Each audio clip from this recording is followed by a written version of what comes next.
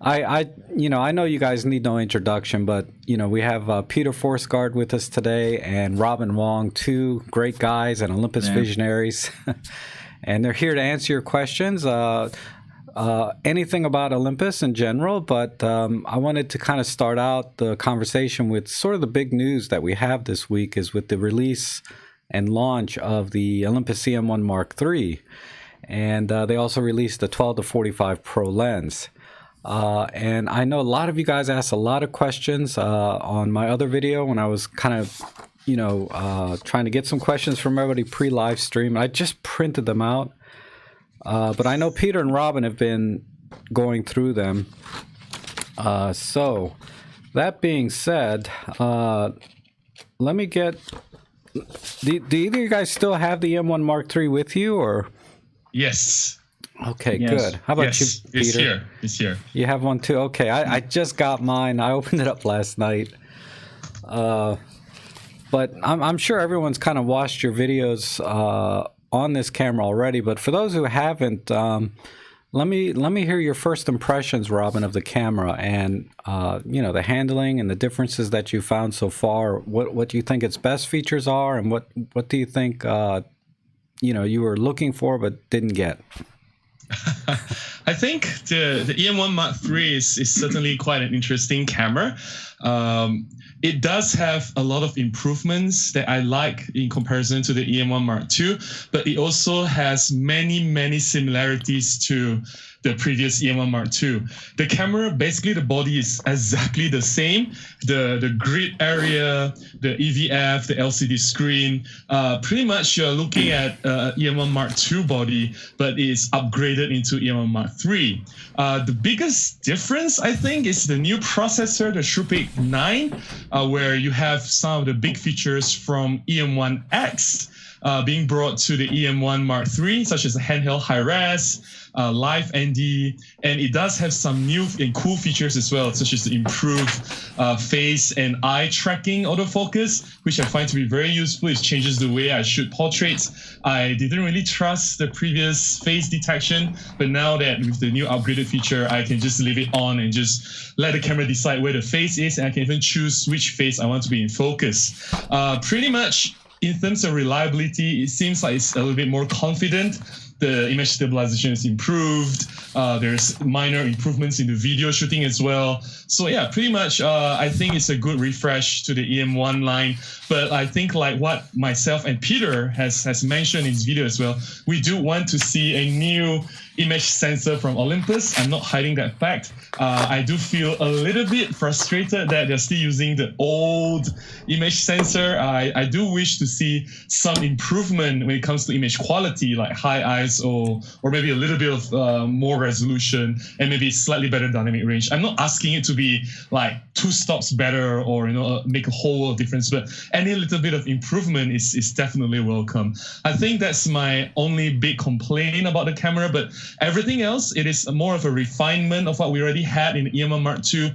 And I have been using the E-M1 Mark II as my workhorse for the past 3 or 4 years. And the camera has never failed me. It's delivered fantastic results. So bringing what the E-M1 Mark II can do even further and in better improve the camera, I think it is quite a worthy upgrade. Okay, I talked too long. No, it's fine, Robin. I mean, anything you have to say, I think, is welcome. How about you, Peter? You've had the E-M1 Mark III now for, gosh, maybe a month or so, and what can you add to Robin's, or just let me hear your first impressions, even if they're the same. Yeah, pretty much the same things, but what Robbie did mention, I really like the joystick to move the AF point around. I think that's a good thing. And then there's also some minor improvements in the usability, like my menu, and then as I said, the joystick is really good. But the same things that I would like to have is a bit better quality in the video, or not quality, but better features like 4K 60p, which I really don't understand why they don't put it there. If there is a technical problem or not, the processor certainly is capable of that, and that is something that I actually would like to have because I need it, and that's because my phone has it. And so it's kind of funny that the camera doesn't have. But the first time I saw it, I was like, why did they make this? There's no difference. But when you start using it, there is actually quite a bit of differences, like the Starry AF or the Starry Sky AF, which is remarkable, which I had a chance to test in the southern part of Helsinki. And it worked like a charm. It was the fastest star photography I've ever done. It's just grab the camera, point it to the sky, press the button, and that's it. It's remarkable. It makes it so much easier. Okay, that's not mainstream stuff that we do that all the time. But when we have to do it, it's something that really nice. Maybe it'll be mainstream now that Olympus has made it so easy with the autofocus. Because that is a pain. And when I get questions on my moon photography video, people always say, how did you focus on that? Or how do you focus on the stars and etc. And that's usually a really the first hurdle in astrophotography. Yes.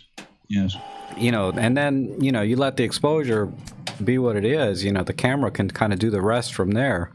But that initial focus, there's no other camera now that will do that automatically.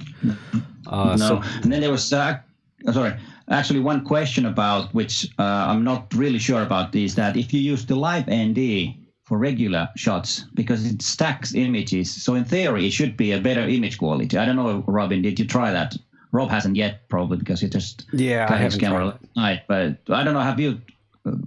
I think the live ND is pretty much another version of live composite. It just takes a shorter duration of exposure. They take multiple images to stick into one, to composite and merge into one to prevent overexposure. Pretty much it's the similar concept. Yeah, but still it's actually, if you stack if you take the same images without live ND and stack them in Photoshop, you get the same results. Right. Well, averaging. So I'll have to try. Go ahead. So that is something that needs to be tried, because that would be really interesting. Because usually, if you want to reduce noise, you can stack images. Okay, because intuitively, in live ND, it's going to capture one frame that's perfectly still, and then only stack the frames that have moving images. Similar to live composite, right? Is adding new light. But live ND would be adding new motion, right? Not necessarily light. So it's motion, So it's kind of a different algorithm. But I don't think the parts that are static, not moving, would have better image quality. Unlike that's true. That could be right. So could be. And then there's something that was and then actually I haven't tried the. How close it is to real filters, but when I tried it with X last spring when it was new, it was exactly the same image. If you had the 5-stop ND and then you have a real ND filter, you couldn't tell the difference. So it actually works really nice. So it's genuine. It's not something artificial. It's really good. Good. Yeah, I can't wait to try it myself. That and the handheld high res. I remember now. I did take 2 handheld high res shots last night and 2 regular shots, and the difference was amazing. It was amazing handheld. I handheld some 1/6 of a second shots in high res shot mode. Oh yeah. So there was actually exhibited. It's still there. A photograph was taken by a Finnish Olympus Visionaries, of course, Lars Johnson. He took portraits with the handheld high res, and those details were amazing. It was mind blowing to see that. There's a huge print and. It was nice, really nice. So that's something I need to try to take some portraits with that. And it really is. And I think, people might say, well, how does it compare to a native sensor at 47 megapixels? And I know Matty compared his Panasonic S1 against his G9 in high-res shot mode versus native mode. And he was getting similar results, but I think...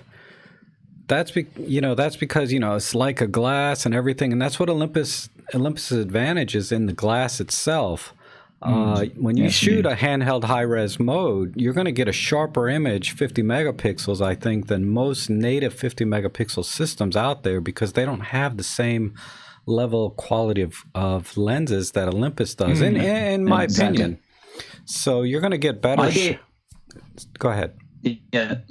Yeah, I actually did test the E-M1 Mark II with the tripod version of the high-res shot against a Hasselblad, and that wasn't a match. Hasselblad was better. Yeah, that was the 100 megapixel well, Hasselblad, obviously. so that was better. Yeah, but I'm talking about, like, if somebody just buys a Nikon Z7 with a kit lens, the 24 Exactly. to whatever, I really didn't see much difference. And I do have access to a Z7, and I'm going to get an RP here in about a week, a Canon RP. But nonetheless, that's cool. It is definitely very competitive with native megapixel sensors because of the lenses from Olympus.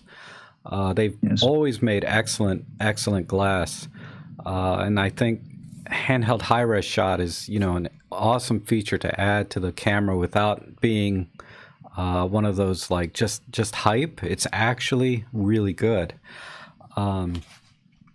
So yeah, about the glass, there was there's a called Kameralehti in Finland, which is like a camera magazine. It's the biggest magazine, and they tested the E-M1 Mark III, and the guy has been doing for 30 years or 40 years testing, and he tested the 12 to 200 millimeter lens, and it got excellent results, superb results in the 12 to 20 millimeter range, and that's just one of these not so pro zoom lenses, and that was high quality lens. So the pro lenses are even better. Oh, absolutely. And the 14 to 150 kit lens, I found, in that same range between 14 and 100 actually is very sharp.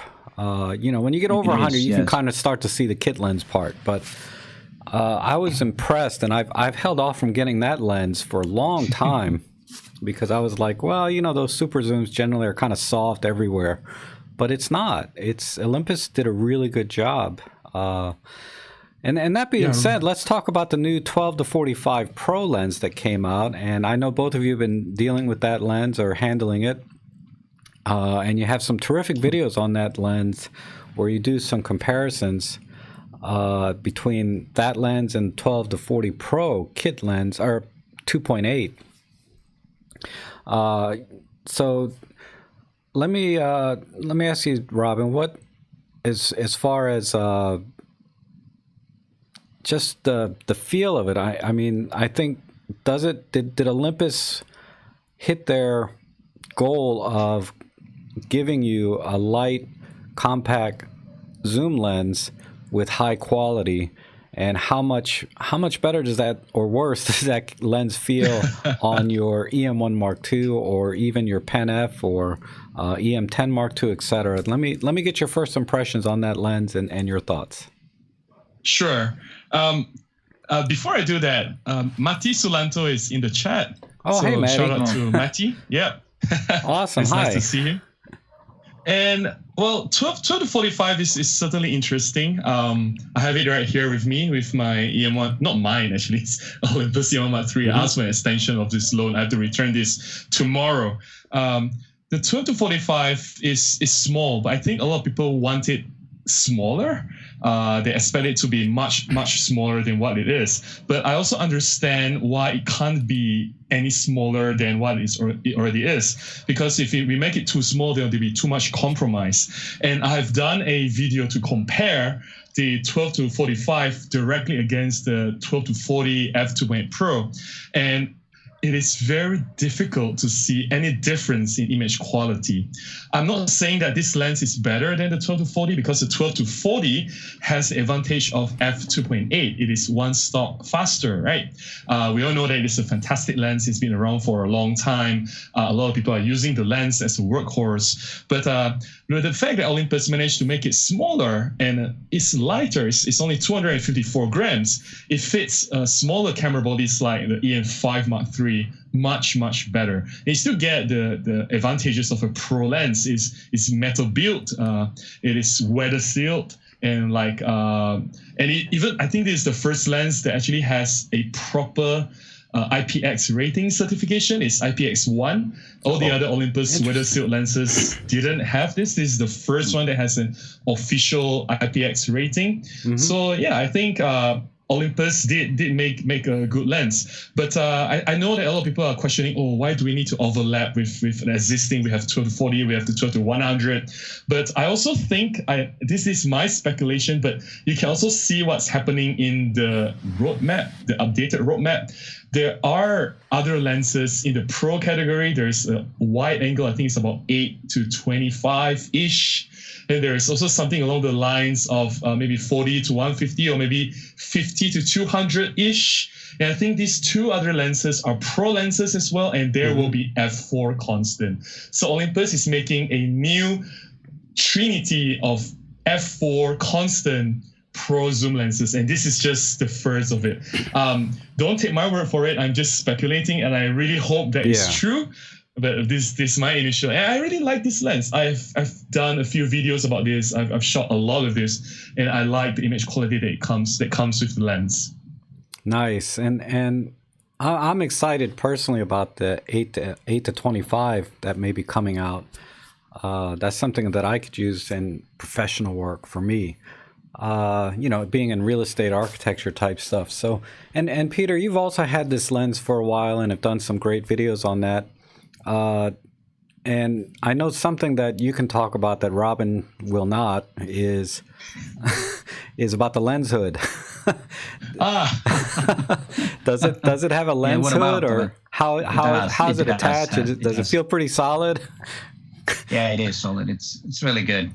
It doesn't have the small knob on it. It's I don't have it right now here, so it doesn't have the small knob. It's just without the knob. So, but it's pretty tight and nice. Okay, good. I mean, it's no problem with that. I know that was a silly question. It's kind of an inside joke with the viewers here, right?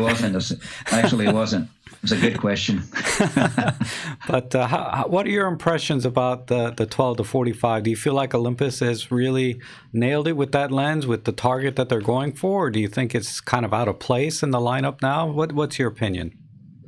I think it's a good choice to have f4 lineup lenses on the pro lenses, because Olympus wants us to break free from heavy gear, and that's exactly what they've done. And it's perfect with the EM5 Mark III. I've traveled quite a bit lately, and I've had it with me, and it's a perfect kit.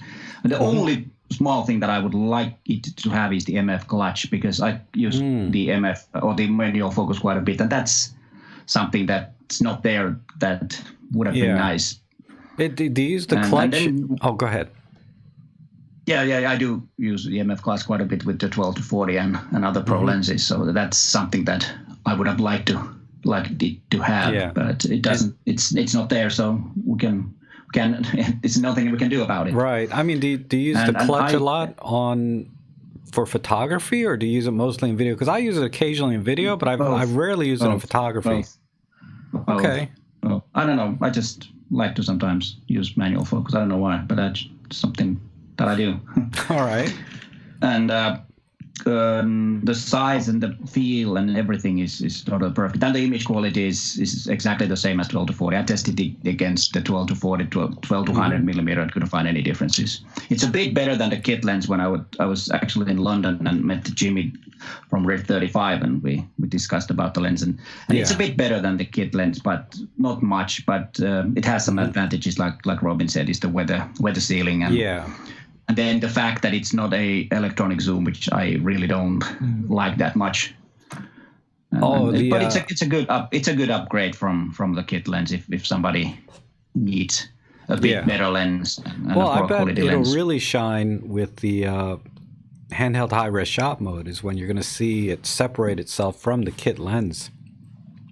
Yes, and then of course it's a good landscape lens too, because in landscape photography you stop down anyways, and it's like Olympus cameras. A lot of these kind of like adventurous type landscape photographers have small gear, and that is perfect for that.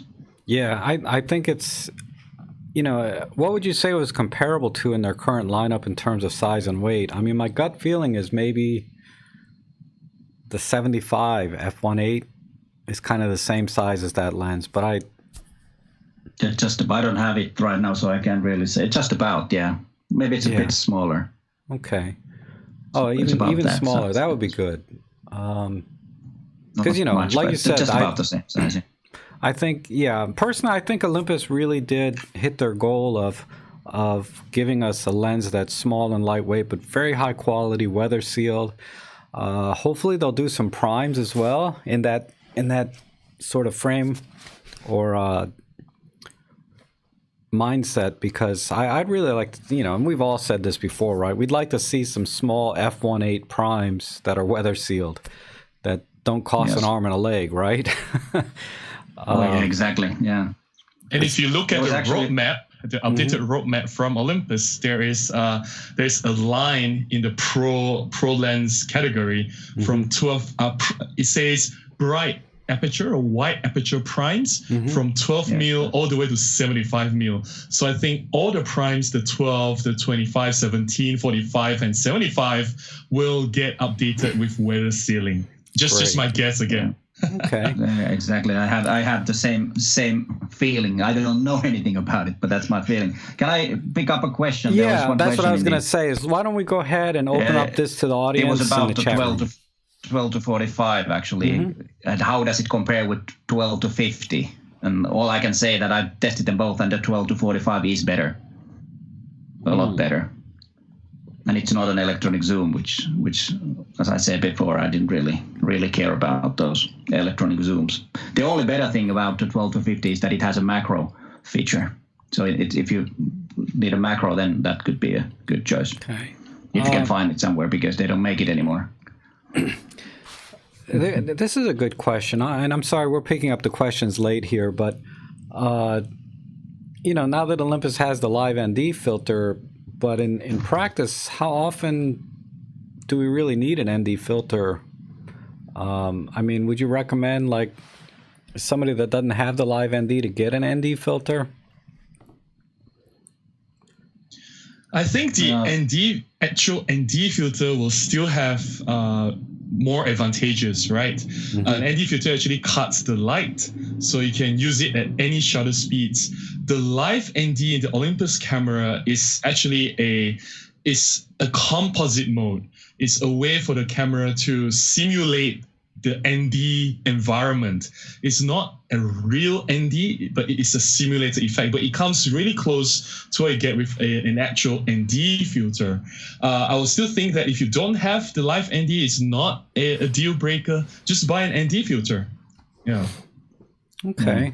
And then now, one lens, or actually two lenses where the live ND is really, really good, is the 7 to 14 millimeter and the fisheye. If you have those, especially with the fisheye, it's really hard to have a ND filter on that. And the 70 to 14 millimeter or 7 to 14 millimeter lens, it's quite big, and the ND filters are huge. And if there's some wind, it might pick up the wind. But if you have the live ND, then it's actually easier to use, even though it's only 5 stops. Somebody said it should be 10 stops, and yeah, why not? But it's 5 anyways, the maximum. Right. I mean, 5 is a lot. I mean, if you actually do the math, I don't know what 5 to the power of 2 is, but the only thing I would add to that is I think a real ND filter will allow you to do portrait work with flash when you're in very bright sun. Yes. When you don't, because I don't recommend using high-speed sync because it just kills the flash power. I always use ND filters and flashes at full power to overpower the sun for like portrait work. So ND filters aren't just for like waterfalls and slowing things down, but it's also for doing all those really beautiful outdoor portraits where you can still bring in the sky, get the full dynamic range of the scene. So I do recommend, yes. Can I add to that? You cannot use the live ND in that situation. Right. Because the live ND is a composite mode. It uses electronic shutter, the silent shutter. So it takes like maybe 8 or 10 photographs to merge. So flash cannot be used together with live ND. Okay. And then I have a question. Yeah. I'm going to go to a question from the video. And I guess, Peter, it's directed to you. Maybe you mentioned it in one of your videos, but have you made any progress in using Panasonic lenses on the Olympus cameras, like the Leica 12 to 60 or the 8 to 18? Yeah, is Maddie still here? As soon as Maddie loans it to me, I will do a test on that lens. Right.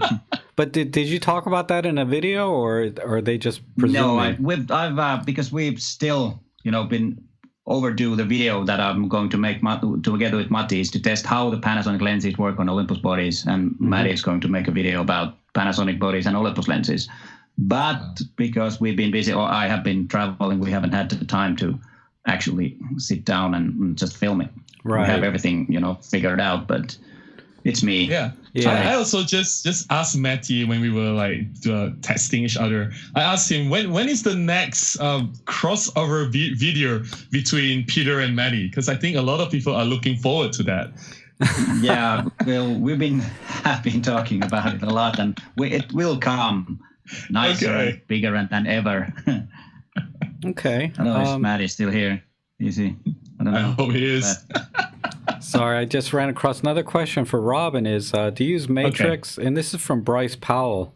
Do you use Matrix or spot metering for your insect macro photography with flash? Matrix, but this is very tricky. When I shoot using flash for my macro photography, insect macros specifically, I set the exposure to manual.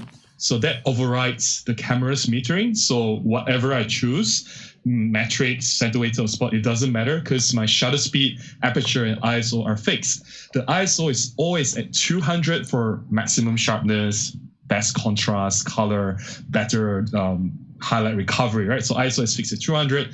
Aperture is varied based on situation. I will start with f5.6. I will narrow down to f8 or f11 to get sufficient depth of field. I don't just want to see the eye of the insect. I want to see maybe the whole head or the body and the wings as well.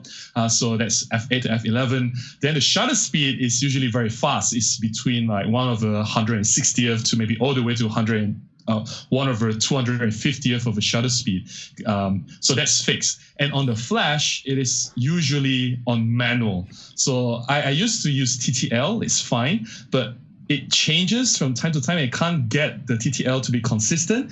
I'm not saying that the TTL is not reliable, but I've come to a point where I want that certainty that I get the shot at each time I shoot, because I don't know when that insect is going to decide to run away or fly away. So I want to make sure that I get the shot. So I set my flash to manual power. So sometimes it's 1/4, 1/5, 1/8, 1/10, depends on how far I put the flash and how each situation is different. So I don't rely on metering for my flash photography insect macro. I hope that's not a disappointing answer. No, that makes sense because, with TTL, it's you don't know. It depends on the flash, right? But you don't know necessarily how much output power the flash have, if it's enough, and you're going to get very inconsistent results when you start getting within the limits of the sync speed on the flash, and especially if you go into high-speed sync mode, if the flash is capable, again, you run into limitations either within the camera or within the flash, and there's no way to know by looking at the back of the camera if the settings are going to be work, because the camera doesn't know until it actually pre-fires a flash for TTL to measure the light, then fire. So I would imagine after a few test shots you would get the TTL to work, but again, like Robin's saying, the consistency of using manual mode with flash is a much better way to go, and to learn to use flash. And I think we all have tutorials on that. Okay, Peter, you've had a chance to use the Starry AF mode, but for someone that has the EM10 Mark II, Rickson Juan is asking, what lenses would you recommend for landscapes and occasional astrophotography? And what do you think about the 7 Artisan 7.5 fisheye? So I guess fisheye lenses in general. What advice would you give Rickson here? Well, first of all, if you do astrophotography, you need a fast lens usually, and then of course quite wide. But about the Artisan lenses, I haven't tested them. I've sometimes asked them if they could send me one for testing, but they haven't. So if they're watching this, please. Right. And then of course you need a tripod, and a very dark place where you can take those images, star photography, if you want to really see the stars and the Milky Way and all that. And then there's one advice also is to, what I always do is, if I do star photography, I set the camera to 3200 ISO and kind of make a rough test shot and see that the exposure is correct. Then I boost up the ISO to 12,800 and leave the exposure as it is. And then in post, I will take down like 3 stops, and that will get rid of all the noise. And that works only in star photography. You can't do it anywhere else. Overexposing 3 stops is too much.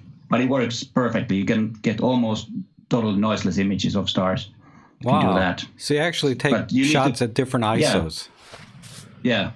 Huh. But then just try it, and then it works really nicely. You can get totally clean images. Okay. It works beautifully like that. But just try it and test it and see what works for you. Right. But that's one way of doing it. And what affordable lenses do you think? What affordable lenses do you think Olympus has in their lineup that you might recommend for like landscape and a little bit of astro? That's a tough one. I would say, I don't know if. Yeah, it also depends on the budget that people have. But the 12 to 40 millimeter f2.8 lens, it's not cheap, but that's probably would be a good compromise on that. Okay. Or then if you want to have a prime like the 70 millimeter f1.8 prime, which it's not that cheap either. So that is a bit of a problem. Right. That is a bit of a problem. Yeah, I think if you're doing mostly landscapes and occasionally astro, I think what do you think about like the 918? Yeah, that could work, but it's that quite kind of like dark. It's not that fast lens, and that might be a bit of a problem when doing astrophotography. Yeah, too slow for astro, but okay. Yeah. So in most cases you had to high up the ISO will be so high that it's, I would say this would be too much for the Micro Four Thirds. Yeah.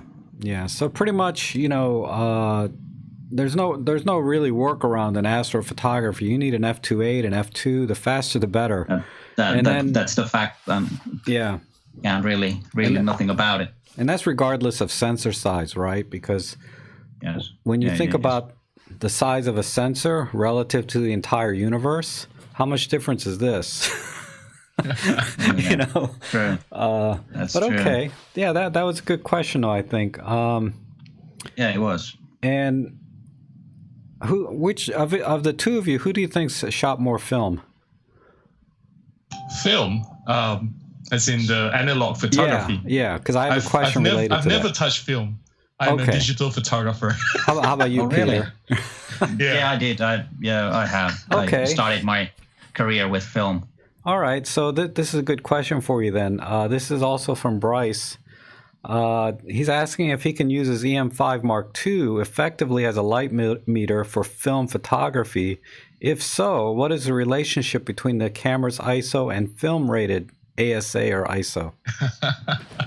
That's a hard one because the standard is not the same, and DxO Mark. You could probably put the link to DxO Mark to the show notes or the comment area, wherever, and because they've tested all these cameras, all brands, and they also test what the actual sensitivity is, and usually they have like Olympus is 200, but in actual it is more to 80 ISO actually. That's what they have tested. So what you need to do is just to experiment and see what ISO you should set to your camera. But otherwise it will work. But you need to figure out the real ISO first. Yeah, and I think it's also going to vary with film stock even. If you're buying Portra or HP5. Because I do. Yeah, but it's closer. If a film is, let's say, 100 ISO, then it is closer to 100 ISO. So it's not perfect, but it's much closer than sensors. Right, and also I think in long exposure, film has some kind of reciprocity problems or corrections that you have to do. True. So, that's true. If you shoot really long exposures, then all films kind of like lose their sensitivity. If you let's say that you expose like 1 minute, let's say that 100 ISO film can be 25 on a very long exposures, and they have all these what do you call these charts in the Yeah. film manufacturers? How does it behave? Definitely, but I think once you kind of sync your camera's ISO to what film is, and you can check DxOMark, they tell you.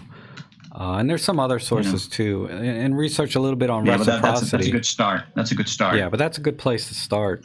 Yeah. Okay, so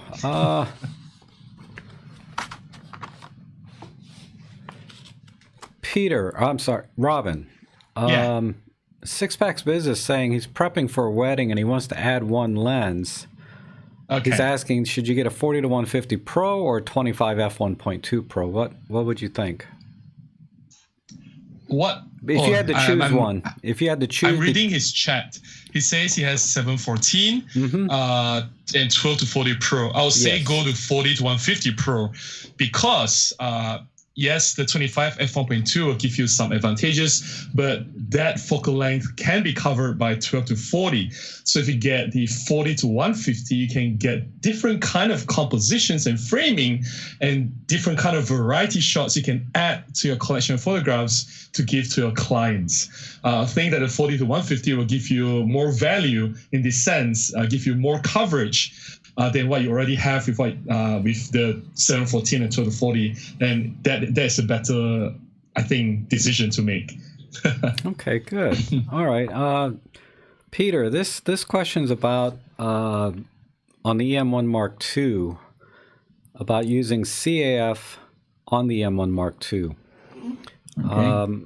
So continuous autofocus. So the challenge Plato's having, he says, I tried it on a non-moving object by moving the camera in continuous autofocus and it does not lock on. When I set the continuous autofocus plus tracking, it stays locked on, which, that makes sense. And he uses back button focus, but the question is, does he need to keep the back button down, hold it down, or because if he doesn't hold the button down, it loses tracking. Yeah, that's because the when you have the CAF, it doesn't move the focusing point. The focusing point stays at the same place, and if you move your camera, it will be focused in a different place. If you want to track with the CAF, then you have to move your camera if the subject is moving, and the focus point has to be on the subject. But with tracking, the focus point moves, even though if you don't move the camera. And and if you focus again, then it will focus in a different place if you use the CAF. Okay. Does that make any sense? Yes. Yeah. I understand. Yeah. Okay. And that's the difference between CAF and CAF plus tracking. And usually, I have to say that the face tracking works really well. And even with the E-M1 Mark II, I think it works really well. I've used it in Fortress, but I know that the Mark III has a bit better, and it is better because it actually tells you which face it's tracking. And if you have a moving subject, let's say a flying bird, it's better to use the CAF. The tracking doesn't work that good, unfortunately. It's not perfect, so in CAF is better. So you have to move your camera. Mm-hmm. If somebody is flying across, it might not stick on the moving subject, the tracking. Yeah, and that's something that needs to be improved a bit right. more. Has that been your experience too, Robin, with the tracking? I don't use much tracking. Mm-hmm. I'm a single autofocus shooter, but I've shot some MMA fights and some Muay Thai. And I've also shot some tennis, pro tennis matches. I just use the cluster autofocus. If you have only one or two people within your frame, the cluster autofocus works really well to stick on the person. Mm-hmm. If you have like too many people, you have like 5 or 6, let's say you're shooting a basketball or football, for example, then it may not work. But if you only have 1 or 2 person that you are tracking, I'll suggest using the cluster autofocus tracking. It works really, really well. Okay. And Peter, you were just over at Olympus, I think, over there with Jimmy, right? Yes. Do you have any scoop on any firmware updates for the E-M1 X? to maybe get some of the features like an E-M1 Mark III, in particular maybe Starry AF? No, I don't. I don't know anything about that. No. Yeah. Sorry. Yeah. There's no info about that. But speculating, I would not be surprised if that happens sometime. When, we don't know, because the processing power is there. And Olympus has had the habit to add new features that are in newer cameras. They have added them to the older cameras. So if it's possible, then I think they will do it in some time. But when, we don't know. Okay, and do you feel like there's been any autofocus improvements? Like, do you feel like it's not particularly the tracking or anything, but just the autofocus in general? Does it feel any better on the E-M1 Mark III, or is it the same? I feel it's the same. I feel the same. Yeah, me too. The only problem, not the problem, but the better thing is the face and eye detect. That's improved. Yeah. Okay. Yeah. That's improved. But I think they all the X, the M Mark II, the E-M1 Mark II, and the 3, they have pretty much the same focusing. The AF there's no big difference. I haven't really felt any big differences on that. And Robin, you've done handful or several high-res shots with the new camera. Yes. The question is, because the sensor's moving to take multiple shots, does the focus point change, or where do you normally focus if you're doing a high-res shot? The movement of the sensor, like it takes 16 photographs at different positions of the sensor based on your hand movement. That movement is so tiny, the focusing point doesn't change. So it follows the first initial focusing point that you have set. If wherever they have set it, it will still be there. It doesn't change. Okay. Yeah. All right.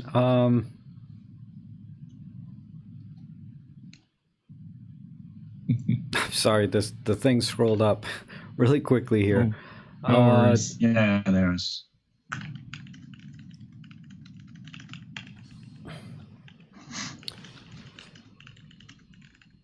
Gun is asking if there is still cluster autofocus in E-M1 Mark III. Thank you. Yes, that's what I was looking for. There.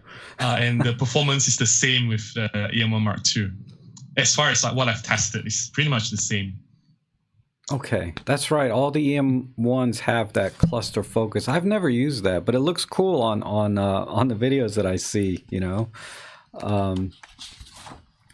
But yeah, one of us. We'll see who does it first. One of us has to do a video on cluster focusing, right? Because I haven't seen one yet that shows you how to actually go into cluster focus mode, because I didn't even know it existed for the longest time until somebody brought up cluster focusing, and I was like, what the heck is that? So it'd be pretty cool to get.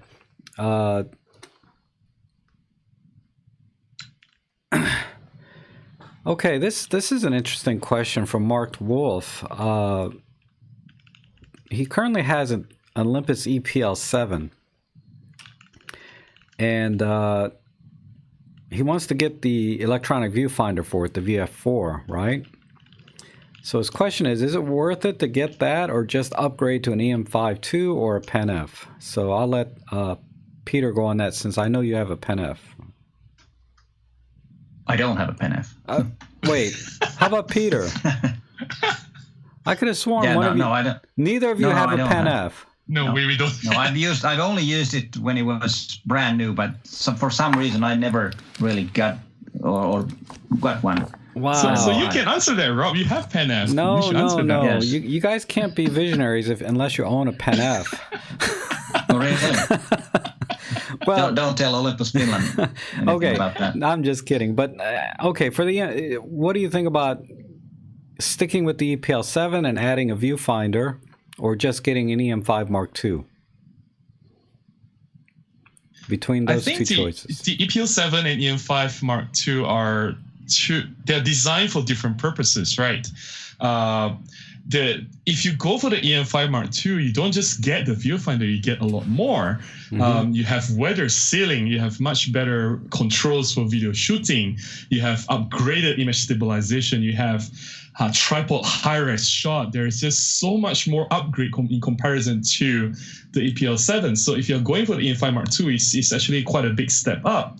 But if you think that you just need the viewfinder and you don't need all these other upgrades, then get the viewfinder. I think that's the answer I'm going for. Okay. That's reasonable. I mean, because it's a pretty substantial difference in pricing. I mean, a viewfinder is $200 and an EM5 Mark II. If you get a good deal, you're at like $500 or $600, right? Or a refurb at $400 or $500. Yeah.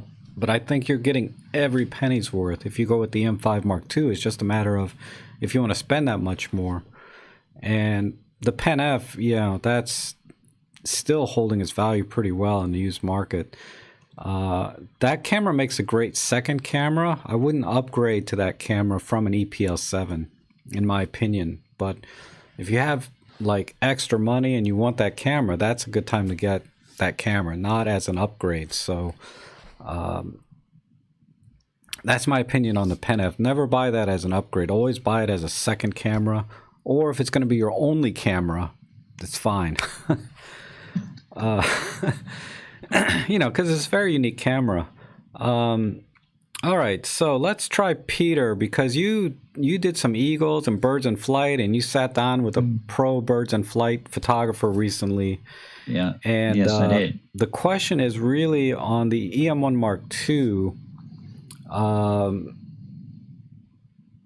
The challenge they're having is with exposure, like it's exposing for the sky, land, or water on overcast days, and then also what kind of metering do you use, what shutter mode, and then I think those are the two core things in this question is about exposure, getting the bird exposed correctly, and what shutter modes to use.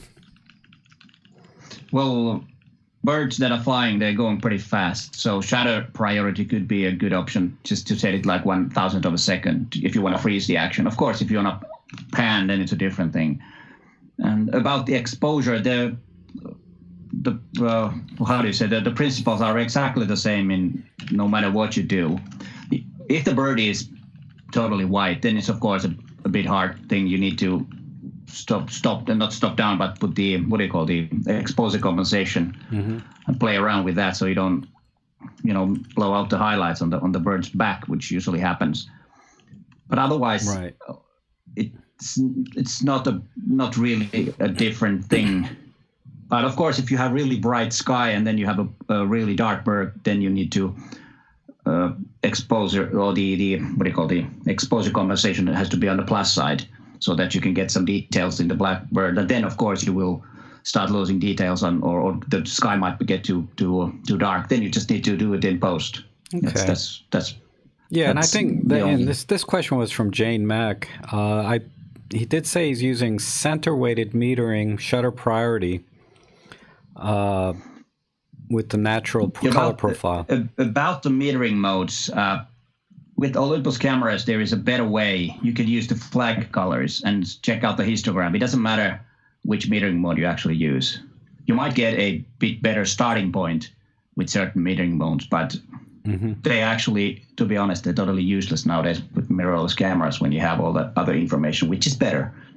Okay. In my opinion, though. That's what I use. What you see is what you get. Pretty much, and histogram and the flag colors are really important on that to get it right. Of course, when you have flying birds and everything moves so fast, you just have to be quicker. But that's practice and skill. I cannot do birds in flight. There's a skill I haven't acquired yet. Yeah, need more practice. I've actually tried it a few times. Just sit downtown Helsinki where there are a lot of seagulls, looking around other people's hamburgers and ice creams. When they walk around, they attack and try to get those. And getting those, but it takes some practice. And once you nail the few, you feel really good. And what I really liked about is that I've been shooting since the 1980s as a professional photographer, and it thrills when you get a flying bird tap shot. You still get excited, even though I've done all kinds of other things. That's something I've never done before, but lately I've been just trying to do it because it's sort of fun to learn new things. Right. And I think this is also a very common question I get also from Jane about when you're doing birds in flight photography. It doesn't have to be birds in flight. This is really more of a lens question because he's getting, I think, bad advice from the camera store. He wanted to choose between the Olympus 75-300 or should he get the 40-150 Pro 2.8 with a teleconverter. And the camera store said there's really no difference. Well, there's one quite a big difference. Yes. The teleconverter doesn't fit the 7-300, so you can't use it on that lens at all. It only works with 300 f4 and 40-150 at the moment. It will work with the 150-400 whenever that comes out. Okay, but should he get? I think the advice he got was it doesn't matter if you get a 75-300 or you buy a 40-150 with a teleconverter. I think there is a difference. I would get the 40-150 with the teleconverter if there is the money to get it. Yeah, definitely. It's a better lens. Yeah, it's going to be sharper. I think a lot of people misunderstand that. They think that the lenses are equal, but they are not. There's a reason why certain lenses are called pro lenses, and the optical design is obviously superior than those non-pro lenses, with the exception of Olympus premium lenses, which, for example, the 25 1.8 or 75 1.8. Everything else, if it's pro and non-pro, the pro lenses will have a significant advantage when it comes to resolution, sharpness, and everything else. And comparing the 40-150 versus the same 5-300, you get much better image quality from the 40-150. This is like the truth, right? Yeah, and the focusing motors will be a lot faster too with the pro lenses and more reliable, and the weather, all of those things. But it comes at a price, of course. And true. Yeah, that's always right. That's the basic thing, that if there's the money, then get the best you can afford, actually. Right, and the fact that it lets more light in, because they focus wide open aperture generally. You're going to get better focusing as well. Now, there's a question here from Rick to me about using a polarizer filter for birds against the sky exposure. I would say that's probably not a good idea to use polarizers when you're doing birds in flight, because polarizer typically knocks off 1 or 2 stops of light to your camera. And thus either you have to increase your ISO or lower your shutter speed, which are both bad ideas. So that's what I would say. What do you guys say? Or Peter, since you have experience using birds in flight, would you recommend a polarizer? Does it help with the sky exposure at all? Well, yes, it would, but as Rob, you said, you will lose a couple of stops of light, and that's not a good thing. Yeah. So I wouldn't use it. Yeah, and of course, also with the polarizer, is that the problem is that you have to adjust it. If you're shooting that way, you adjust it, and then you shoot it that way, you need to adjust it again because the reflections are different. So it's in practice, if you do something like this, it's not. You got to be really quick, and I don't think anybody is that quick that they can adjust the polarizer for the direction that the bird is coming from. Right. Yeah, exactly. I didn't think of that, but you could get weird banding maybe if you're panning a shot. Yeah. Have either of you seen any pre-production versions of the 150-400 Pro lens? I have seen the mock-up, non-working version.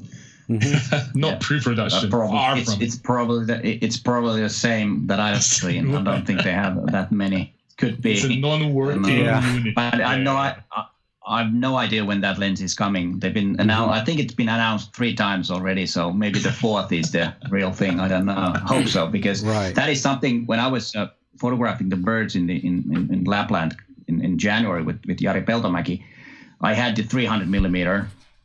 But the zoom could have been really good, because when you're stuck in a place, you have your camera in the hide. It's right there. You can't move the camera. Only this way. You can't do it this way. So the zoom would have been really, really great. So I bet those bird photographers are drooling and waiting so bad, that lens. And I hope it will be soon here. Okay, and then do you know if it's going to work with? I know it has a built-in teleconverter, but do you know if it's going to work with a teleconverter, like the 1.4?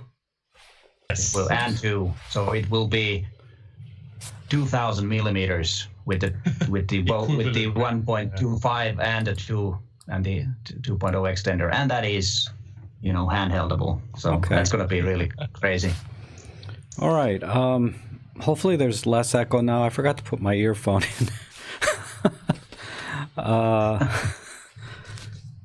Because I have my speakers blasting. Okay. Any idea on cost of the 150 to 400 or when it might come out? Nope. It will not be cheap. That's all I know. Yeah. Yeah. It will not be cheap. Yeah. Okay. Sorry, I got disorientated when I put my headphones in, but let me just pick up a recent question. Sorry, I'm just running out of order. Thank you. Go ahead. John asks, will some of the improvements in the E-M1 Mark III, because it's software related, will these improvements be introduced to the E-M1 Mark II through firmware updates? Some of these features are only made possible because of the TruePic 9 processor. These features include handheld high-res mode, live ND, as well as, if I'm not wrong, even the starry autofocus is made possible because of the new processor. But everything else, I am not sure. The eye and face autofocus is also due to the new processor. This was what was told to me. But everything else, maybe the smaller improvements like adding more functions to the shortcut buttons or more indicators. Say when you're doing autofocus in video, there is the box appearing on the face, or maybe even auto ISO in manual shooting during video recording mode. All the small improvements I think is possible, but the major ones, the big ones like live ND, handheld high res, and the eye and the face autofocus, these are only made possible with the new processor. So I don't think you'll see that in the E-M1 Mark II. Yeah. Okay. This is kind of a question that just kind of fun, but Peter, you recently dropped your camera. Did you? Yeah, I didn't drop it. It was the wind. It was the wind. So yeah, technically you didn't drop it, but I drop it a lot. No. Ouch. But I've done this before as a beginner. But I've wrapped my camera in bubble wrap or saran wrap, for weather sealing. Is there really any ill effects to wrapping your camera up in bubble wrap? You think, or saran wrap? If you keep dropping your camera all the time, then by all means do it. But what happened to me is that I was in London and I had my camera on a tripod. I was starting to make the video that I did with comparing the 12 to 45 to 14 to 42, and I turned around, starting to put the mic on, and I hear this clinks. And it's actually right here, the camera. Wait a minute, which one is it? Where is it? Oh, here it is. Oh. So what do you call the cover? Oh, the lid came off. Yeah. And I haven't sent it to be fixed yet, but I will. And since I visited actually the Portugal service center in October and made some footage over there, I will make a video about the whole thing and see. And talk about the process, how they do it in there in the European service facilities, which I would presume that it works the same way in every part of the world. Yeah. Rob, you were saying that the person is bubble wrapping the entire camera. Is that right? No. I think that was kind of tongue in cheek, right? But I think that's a bad idea because if you're shooting video, the camera is going to generate a ton of heat. And the heat will be trapped, and that will cause overheating and other issues to the camera. Yeah. Yeah, that's true. And then one thing I have to say that this camera works perfectly. It doesn't need to have the lid on, which is actually a good thing because I remember my Canon. It didn't work if the lid was open. Oh. This is of course this is not weather sealed, and I'm not using this outdoors. Right. But indoors it works, which is a good thing because I could keep using the camera, so no problem with that. That's good. I constantly have worry that my camera will fall off the tripod because currently I'm using a wired lavalier mic for my YouTube videos, and I'm connecting that directly, plugging it into the camera. The camera is on the tripod. The tripod is like a few meters away from me, so I'm always very worried that I yank the cable, I trip on the cable, and everything just falls off. That fear is always on me. You start walking. walking away. And you drag the camera. Always very worried. Matty has been asking me to invest in a wireless mic, but they're so expensive. It's crazy. Yeah, they are. Maybe I should. Hey. Maybe you should. Yeah. It's a good investment. You might save a lot of money if you don't knock your camera out. I know, right? If the camera just falls down, that's even worse. Yeah. I'll consider it. All right. There's several questions, and this comes up a lot about the differences between the cameras in the current lineup. And for us having these cameras all the time, it's obvious to us, right? But if maybe Peter or Robin, you can answer this. If you wanted to upgrade from an EM10, whether it's a Mark II or Mark III, what would be the best investment from that point, and why? Because I know each camera is going to have a different reason for upgrading.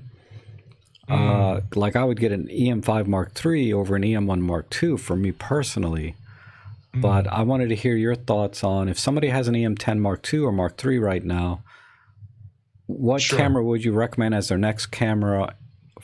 For each of the cameras that Olympus has in their lineup, why would you recommend each one?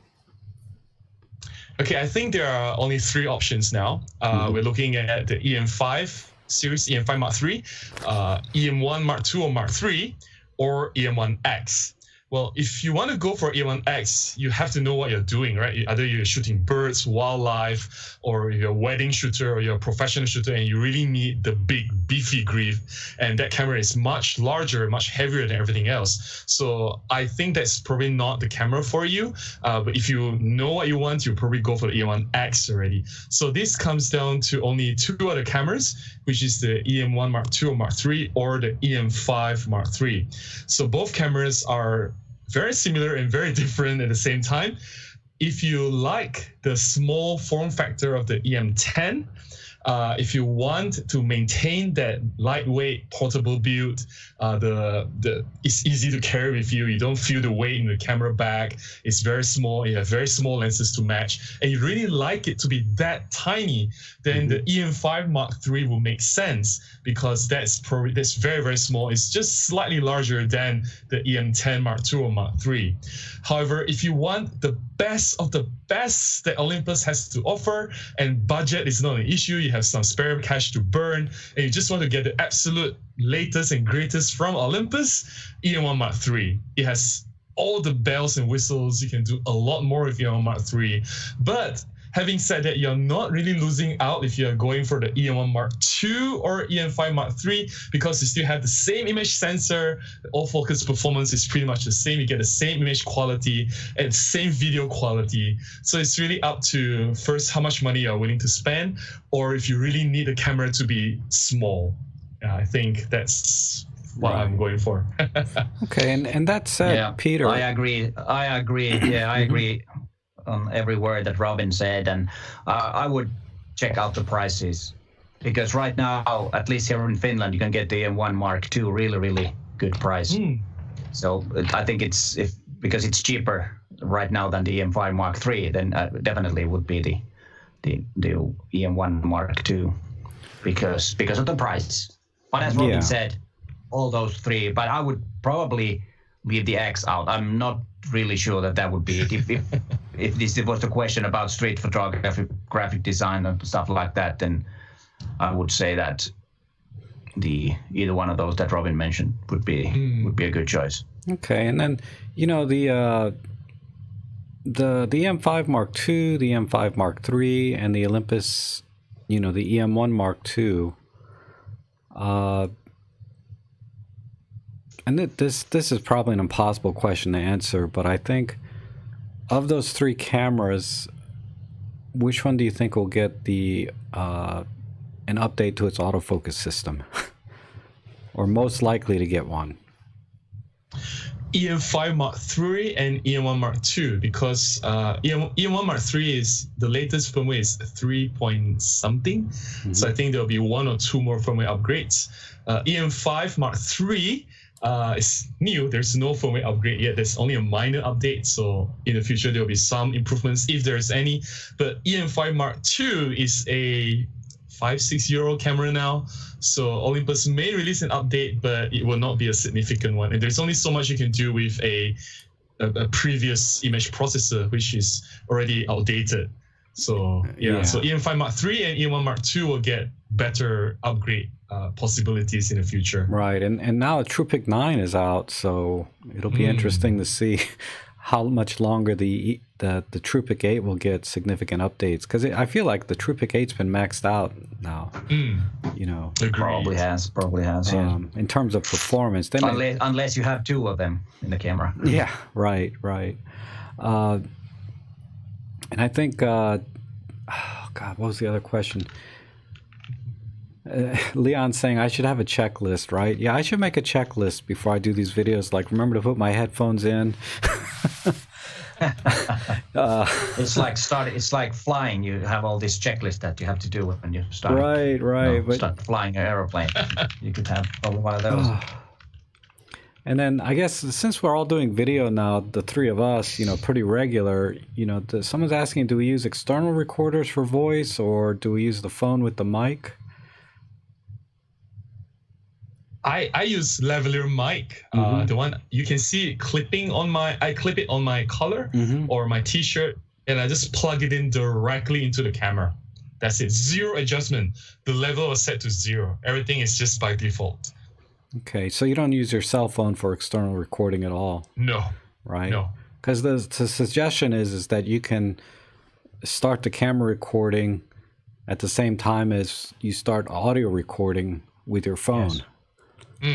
That I'm not sure if you can do that, but if you have the LS100 or the LS4P, I think it is, then you can sync those so that you have a cable from the recorder to the camera, and you have actually 2 audios, and then they start recording at the same time, which is always a good thing. But what I do is that I have the Rode Wireless Go, and it's plugged into the camera straight. That's what I do when I do all my videos. When I do professional work, then I have an external recorder, the LS100, because the preamps aren't the best ones in Olympus, but it doesn't bother me with the YouTube videos. It's been all right, the sound. Yeah, it's been fine. And the EM5 Mark III seems to have the new audio processor in it as well, actually, over the EM1 Mark II. Because you mentioned, I think in your video, Robin, that the EM1 Mark III has a new audio processor. Hardware, yes. Right? But I see the same settings, like particularly the 24-bit 96 kilohertz setting in the EM5 Mark III as well, where it's not available in the EM1 Mark II. But I'm sorry, you were about to say something. Go ahead. Oh, yeah. So the reason when I started doing the YouTube video was like half a year ago, I actually had an external voice recorder. So record to that, and then I sync it in the post-production, right, in the software. But over time, I find it very difficult because I do many takes and I have to sync many clips. And I'm just a terrible multitasker. Whenever I record a video, there's like 10 things that's happening in my mind. I have to remember what I have to say. I have to look at where the camera is. I have to make sure I'm in focus. I have to make sure my audio is recorded. I have to look at my script, and I have to look around in my surrounding, make sure nobody is coming to rob me or snatch the camera away. And there's just so many things happening. Right? And sometimes I'm shooting as well, taking photographs while I'm recording myself. So it's like my mind cannot handle too much. So if the more I can simplify the process, like if I just plug in the audio directly into the camera, it helps. It takes one thing away from me that I have to worry about. That's the reason why at the end of the day, I think I started doing this like in August or September, a few months in. I just decided to get extension cables, just plug in directly, and don't have to worry about the audio syncing and anything else. Yeah. Yeah. And it actually happened. It actually happened that the camera was recording, but I did not turn on the voice recorder. It has happened enough times to be very annoying. And just a side note here, you wouldn't actually believe how many different professions you need to know when you're making YouTube videos. I made a list, and there was like 30 different. When you saying you have growth hacking, social media manager, everything, and then you have all those. If you make a film, you would have like 30 people with different. They all full-time jobs what they do, and when you do videos, you do that all by yourself. Yeah, we're all like one main crew, right? Yeah. Starting from the script all the way up to the marketing of your videos, and everything between. That was answering comments as well. Yeah. Oh, yes. Exactly. Yeah. And I see you already answered this question, but for the benefit of everyone that didn't catch that, the E-M1 Mark III versus the E-M1 Mark II, some people I think are still under the impression that the E-M1 Mark III went to a plastic body like the E-M5 Mark III did. I can tell you that there's no difference between the E-M1 Mark II and the E-M1 Mark III from my initial impression in terms of build quality. It looks like it's a full metal build. But what do you say, Robin, between the two? I think Olympus recycled the body. It's exactly the same as the E-M1 Mark II. They made like minor adjustments there and here, but it's pretty much the same camera body, like the body wise, so the handling, the buttons, everything. Yeah. It's still a full metal body, so. Yeah, it is, and you can still have the same battery grip on both of these, the HLD9. HLD9, yes. Right. So it works exactly. So it is exactly the same size. You can't tell. The only difference in front is the logo. Wait a minute, this way. It's the logo that it has here. That's when you look at it like this. That's about the only thing.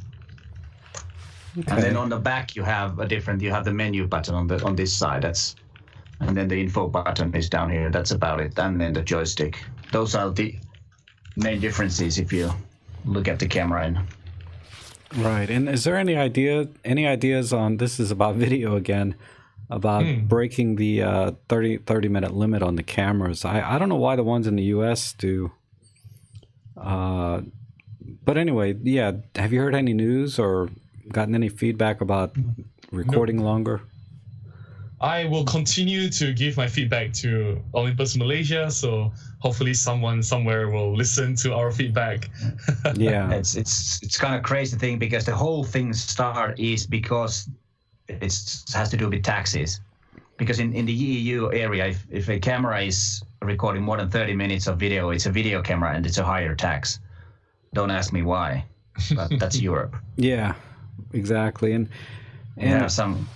This funny reminds things about taxis here. Yeah, and this reminds me of another common thing or complaint that I get about Olympus, and it has nothing to do with the features or performance of the camera. It has to do with the naming of the cameras, right? Olympus, OMD, E-M1, Mark III, Olympus. Now I thought about that. I thought at first, and you did a great video on that, Robin, about explaining how they came up with all the names. But I said, it is still so much better than what like Canon and Panasonic do, because when you buy a Canon camera in the U.S., it's going to have a different name than the same camera in a different country, right? True. Yeah. So it's even more confusing. It's like, so every time somebody does a review on a Panasonic or a Canon, like, okay, we're going to talk about the GX80, 85. We're going to talk about the the Canon EOS or the Canon Rebel, it's like they have to call out two cameras every time. Yeah, I think the actually best. They used to have. Sorry, I think the best naming that Olympus had was the Pen F. Olympus Pen F. Easy. Yeah, exactly. Sorry, Peter, you were saying. But they actually, sorry. It was actually, they used to be the Canon Rebel series, which is EOS here in Europe. It used to be Elan in Japan. So they have actually three names for the same. Yeah. And then they had some TI sometimes they had, you know, or whatever. But that was right, the titanium. Yeah. Oh, yeah, Roman K had a very good point. He says the manufacturers use the same body so that the wives don't recognize the husband got a new camera for 1500. Right. Okay, we have a question from Jeff about buying. If you had to buy one lens for landscape and astrophotography on the E-M1 Mark III, what would it be? And price is not important. So money, no object. If you could buy one lens for astro and landscape. I'll get the 7-14 millimeter. 14, yeah. Yeah. That's a good compromise. Okay. I mean, we don't have to compromise. Money's no object. Yeah. But I mean, it's a compromise with the what do you call the fastest aperture, and because it's 2.8. Right. Of course, there could be a 70 mm 1.2 would be better in that regard, but it's not that wide. So that's why the 7-14 millimeter. You know, if it were me, I would probably get the 17 1.2. Because you would get really, you know, it's a fast glass for the astro, and then for the landscape, it's not that wide, but I would just do a pano, you know, and stitch them with that same lens. That's the way I would approach it. You know, because a zoom lens like a 7-14 to me is more like a walk-around lens. That's really good. But I feel like if you want a dedicated glass, money no object, I would probably get a 17 1.2. Just my opinion. Yeah. And I think Voigtlander. That's why it's very good. That's why it's a very good thing that there are different lenses. Yeah, exactly. For us, we want different things. And I think Voigtlander has a 10 millimeter f.95. Don't quote me on that. If you want to go all out. Yeah, they have 0.95 lenses, but I'm not sure if they have that wide. Yeah, I'm not sure. I think it's a 10.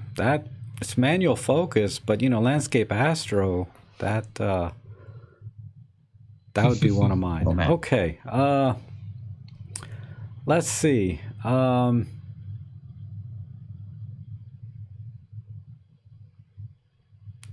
I guess, Peter, do you think the E-M1 Mark III has better dynamic range than the E-M1 Mark II? Because I think you did a video on this recently, or talked about it. Well, I didn't really. Yeah, I talked about it, but I didn't see any big difference in dynamic range. But I noticed that there might be. This is not a scientific test that I did, but just my everyday shooting, that there could be a 2/3 of a stop or even 1 stop better noise quality. So it's 1 stop better because of the better processor. And I talked about this to Olympus Finland, and there has been some other same kind of observations, but this is not a scientific test, so don't take my word for it. Okay. On the topic of high ISO shooting, if you use the handheld high-res shot, the 50 megapixel file that you get will be about 2 stops cleaner than the 20 megapixel single shot file. It's only applicable for handheld high-res shot at high ISO, maybe ISO 3200 or 6400. You have 2 stops advantage. That's because it is some image stacking. That's why it is, and it will actually.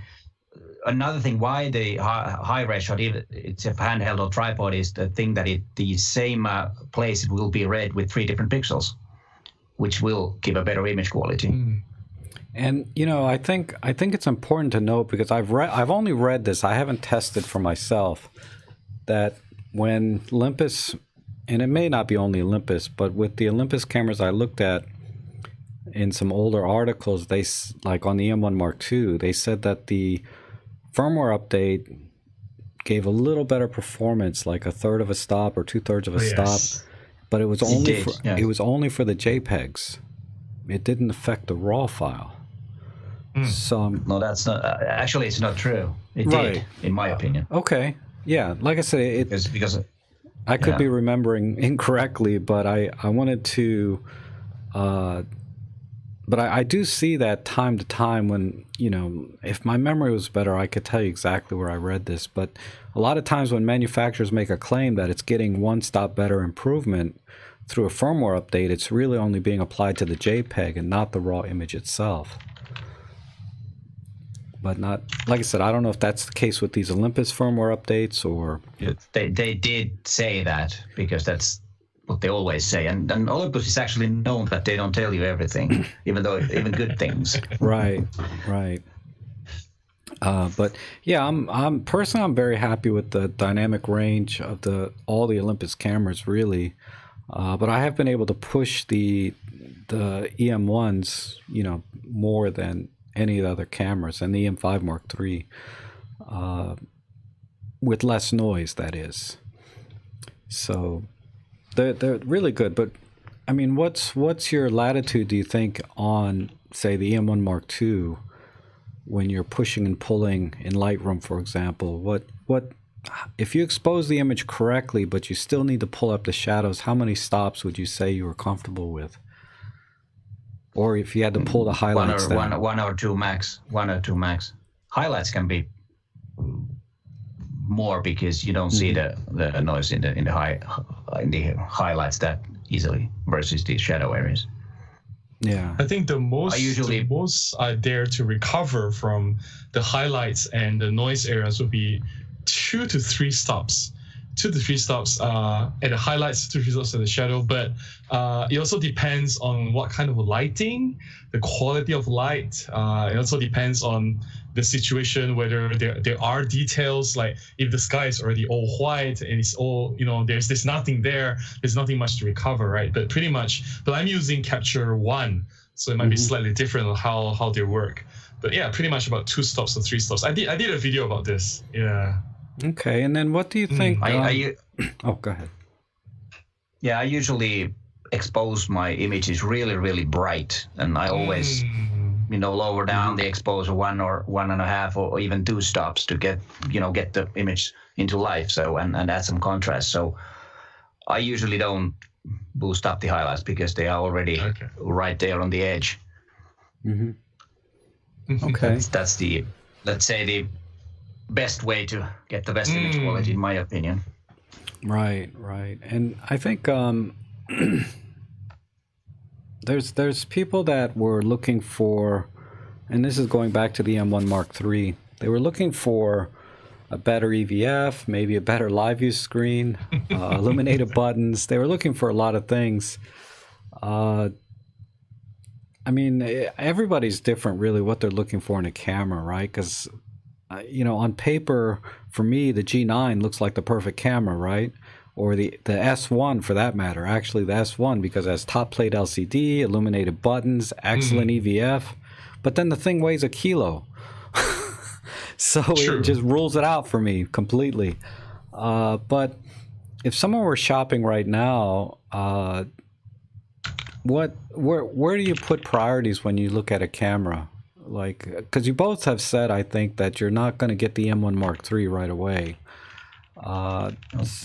So what are your priorities in a camera when you shop? And we'll start with Peter. Well, I always, this applies to anything that I buy that is photography related, is that am I going to benefit somewhere that I can deliver better images to my clients and maybe charge a bit more. And if I cannot justify that, then I won't buy it. Then I will continue using my older gear. But of course, when you are a professional, you shoot quite a bit, and those cameras wear out. You need to replace them before they break in front of your client. So it's always a balance. And right now, I'm really happy with the E-M1 Mark II, and of course, as an Olympus Visionary, if I definitely need the E-M1 Mark III, I most likely will get it or borrow it from Olympus Finland for a few days. I don't think that's going to be a problem. Maybe I won't get it the day I want it, but I will definitely get it for a few days to test and use if I need it. So in that sense, I don't really need it right now. Right. So that all of the new features don't add any value to your business as a photographer right now. Not at the moment, no. Right.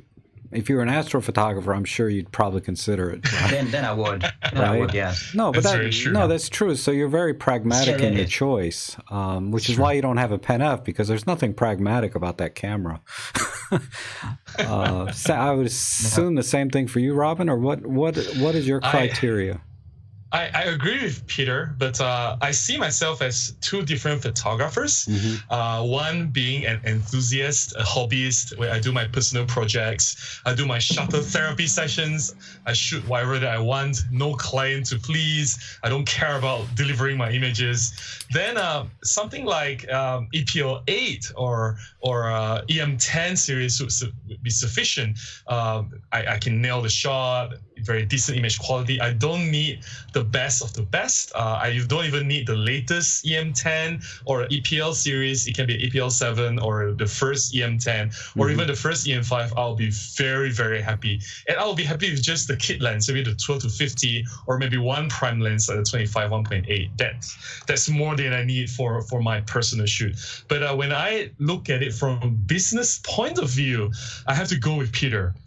Everything Peter said earlier, it applies. Like the reason why I went for the E-M1 Mark II several years ago was because it is the first Olympus camera that has dual card slots. And I need the dual card slots for my shoots in case my memory card has corrupted before. I don't want that to happen again, right?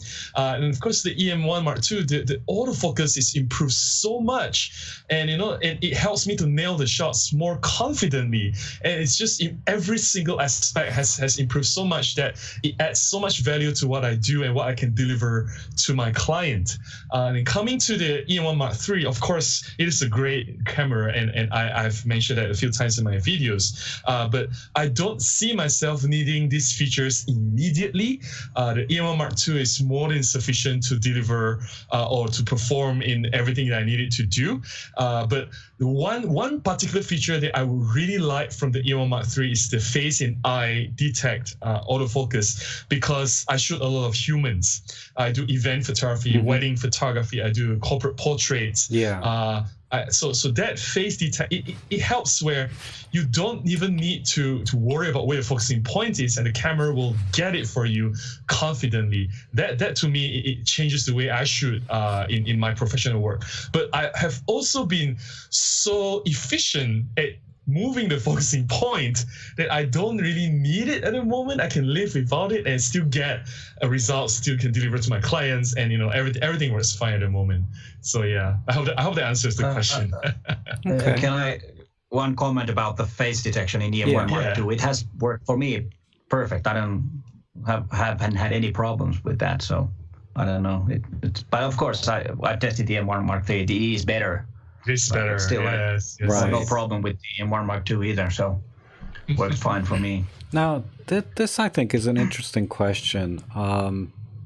With the handheld or high-res shot mode, it doesn't have to be handheld necessarily. The original question is, I think, why is there 25 megapixel high-res shot mode when its sensor's already 20, and why not just have 50? Because I'm kind of like that. In Star Trek, I'm like, why do you have impulse power? Just, go to warp 10. Why do you ever go to warp 5? What's the point of that? Space is big. But in a camera, I never understood that.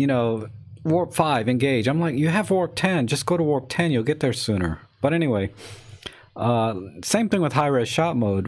Why do you think Olympus has 25 megapixels? And, are you going to get better image quality with a 25 megapixel? So I can see there's some uses for that. But I just wanted your feedback on that. We'll start with Peter, I guess. I think it all comes to the image quality, because it is a bit better, as like Robin said earlier, that it has two-stop advantage on the Mark III. So that's probably the case. That's most likely the case, but I've never used a 25. I don't remember if I even tried it I didn't even remember that it was actually there before you said it. Also But the I think it's the image 25 quality. 25 megapixel is only available in JPEG, not RAW. If you shoot RAW, you get 80 or 50, right? But in for the JPEG, you get 25. And this is, to me, is quite clear that for those, because sometimes some photographers, when they shoot on the spot, they have to deliver the photographs, and they don't have time to open up the computer, transfer the photographs, process the photo, then deliver it to the client. Sometimes they immediately have to give the memory card to the client for maybe immediate publication, or maybe immediately have to post on social media or something. So it makes sense to have a JPEG ready at a lower resolution, but still has slight advantage over the 20 megapixel, and yet, like what Peter said, you have better high ISO performance, and it's what you've mentioned earlier, Rob. You also mentioned that when the pixels are aligned on each other, you have more information in each pixels, so it gives you that more advantage using the high-res shot, but you don't necessarily need it to be in high resolution. Right. And speaking of JPEGs, okay, and I'll start with Peter. You know, what do you think of the future of JPEG is in general? Because we've heard about some other file format coming out, I guess as a higher res. I can't remember what it is, but do you think JPEGs are dead, so to speak? No, I think Tony Northrup said something, but he had a video about the whole thing, and he said something that it's actually patented, so there's always a fee if a camera manufacturer uses JPEG. And of course, if that fee was, gone, that maybe the camera's a bit cheaper. I don't know how much it is per camera, probably not much. But anyways, the format, I think what the iPhone has, it's the H265, the HEVC or what it is, and that's supposed to be Hake. That's what it says here. Somebody, Kevin Barrett, said Hake. So that is the what do you call can't find the word, the alternative for that JPEG, and maybe someday it will. But I think JPEGs are totally fine in most cases. If you take a JPEG and post it on social media, nobody knows. It doesn't really matter. What do you think, it's Rob? quite effective. I think JPEG will not go anywhere anytime soon. It is universally implemented everywhere. It is pretty much the go-to format now. But sooner or later, something newer or better will have to come along to replace it. Something more flexible, maybe smaller, more efficient. I don't know what the format is, but currently everyone is talking about the HEIF, high efficiency image format, which Apple is using. We don't know if that's going to be the next replacement for the JPEG, but I don't see JPEG going anywhere anytime soon. Yeah, I don't know. I've always been happy with the JPEGs, and if I need more range, I'm fine with RAW, working with the RAW. But I think, your point about maybe the workflow of having a high quality image, but in a more compressed format, makes sense. And if we'll probably see it first in high end cameras for professionals that have to deliver quickly high quality images, because sometimes a JPEG doesn't cut it, I would imagine, for professional use. But that's very, very small. Consumer market, I agree. I think JPEG is going to be with us for forever, right? I think what would be the biggest thing was that the RAW format would be standardized to be, if it's a DNG or whatever. I think that would be great, so that every camera would have exactly the same RAW file, and then it's processing power and software that would make the differences. That would be great for the future, because now you have all these different RAW formats, and let's say like 100 years, the historians will be totally puzzled how to open those 100 different RAW files. So true. I mean, I really thought, because there was a small window where I think a lot of people were converting their files to DNG. I know my buddy Walter, who I saw in the stream here earlier, he converted all of his Nikon files to DNG years ago. And then later he regretted it, because he was trying to save some space or standardize things. And but if every manufacturer was DNG, then all of the software for editing and things can standardize, right? So that 10 years from now, you can open up the software in that image and all of the settings and everything will still be there. You won't have to. Well, anyway, yeah, saving it. I think Pentax tried, to stay with DNG. I don't know if their new cameras still use DNG or not, but my old Pentax shoots in DNG. Now, have either of you tried infrared photography, like in any serious way, with your Olympus cameras? No, not me. Not yet. I've only thing that I've tried is that I have an infrared filter. That's the only way I did. And I also have a video about it, which I remember. There's a story about the video because that was when I started doing the content in English. Is one of my first videos, not first, but in the early stages, and nobody wanted to watch it, and I was totally crushed because I put all my heart and soul into that video, and that's why I want to make a new one that everybody wants to watch.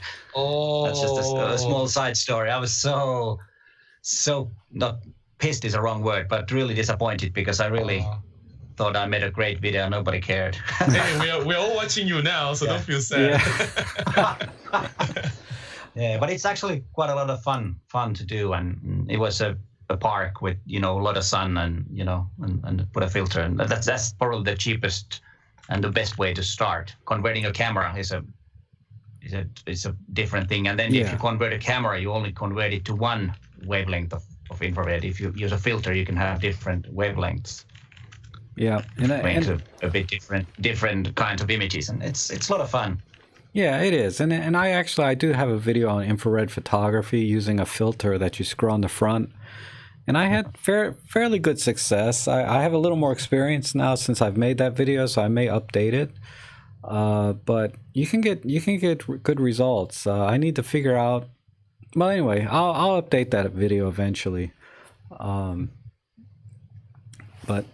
I think we're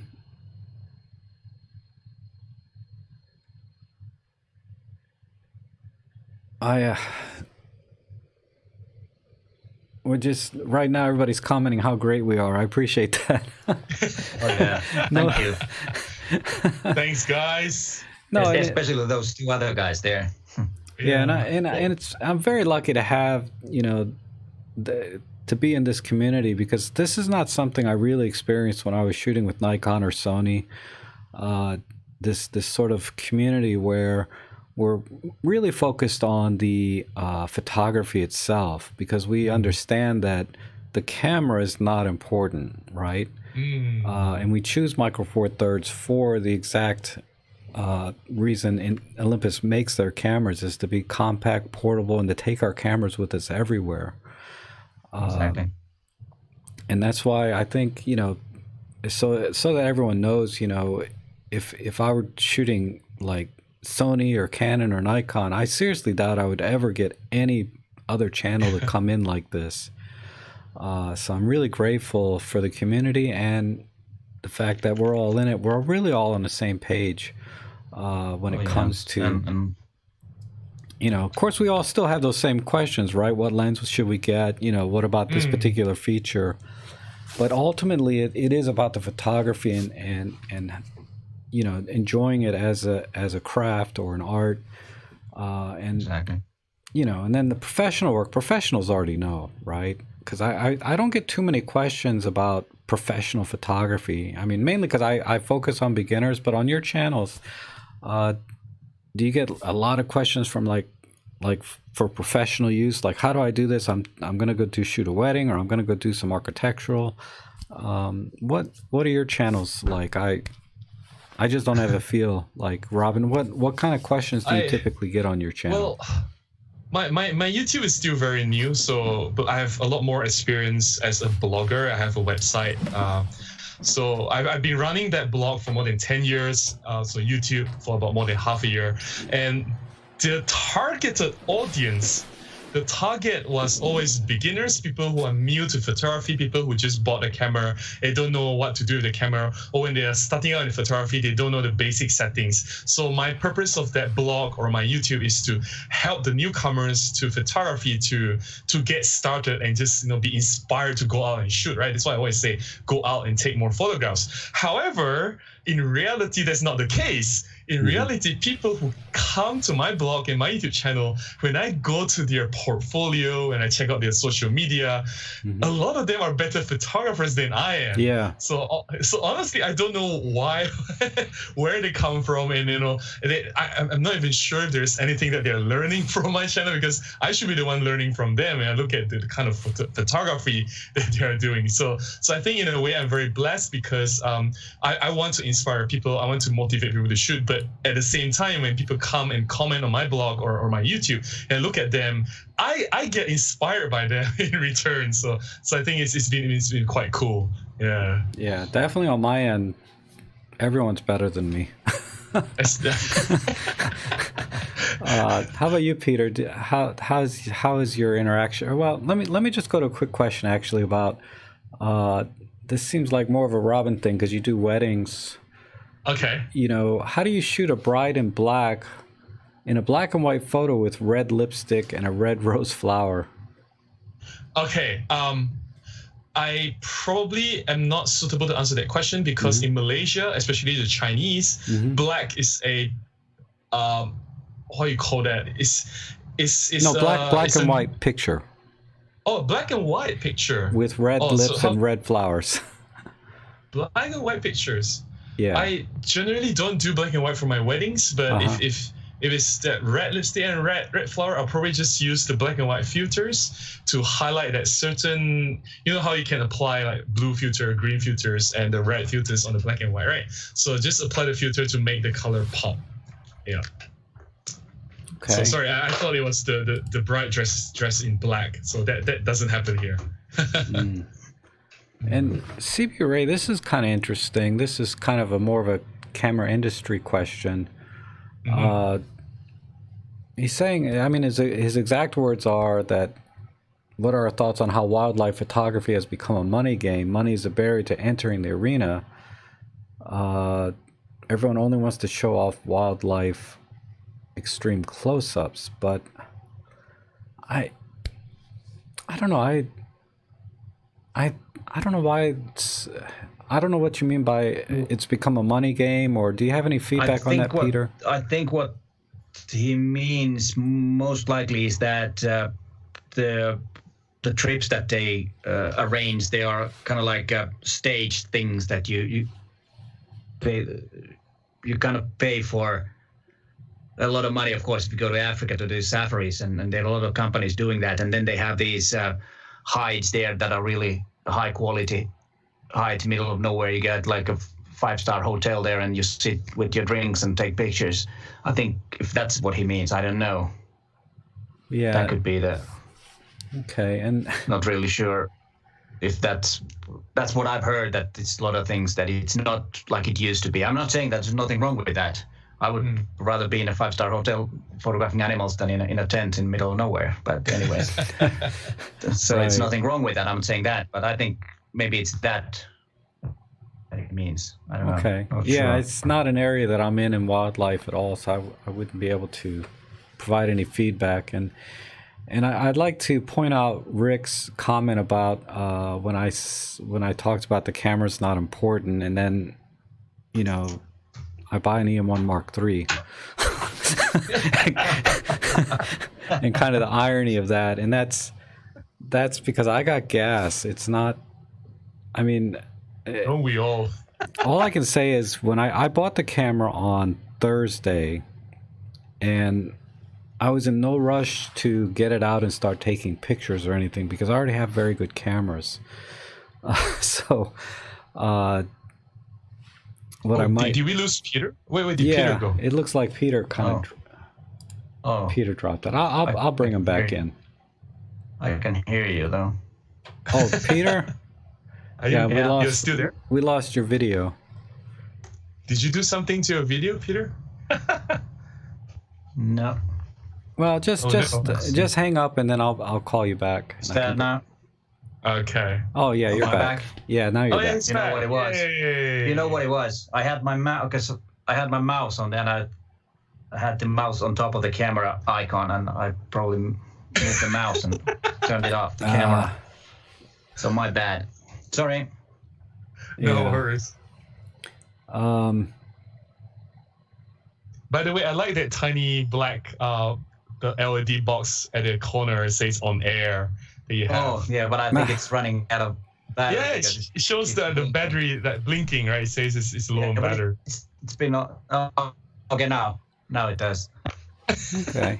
It's so cool. Yeah, and I think there was another question about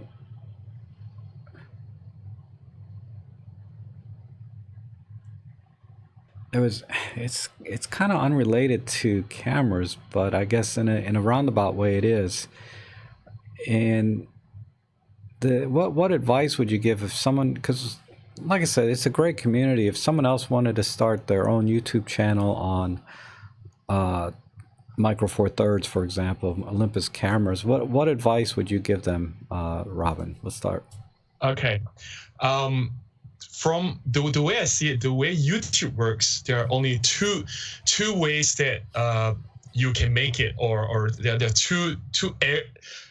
Let's just get straight to the point. These two areas, one is education. It's pretty much like what me, Rob, and Peter, what we are doing. We are sharing as much as we can how to use the camera, about photography in general. Like Peter is always emphasizing on, it's about you becoming a better photographer. That's a great headline, by the way. And I really like how Rob dives deep into the camera and really go in each settings very thoroughly. So you have to add value to people coming to watch your video. That's the first part. The second part is entertainment.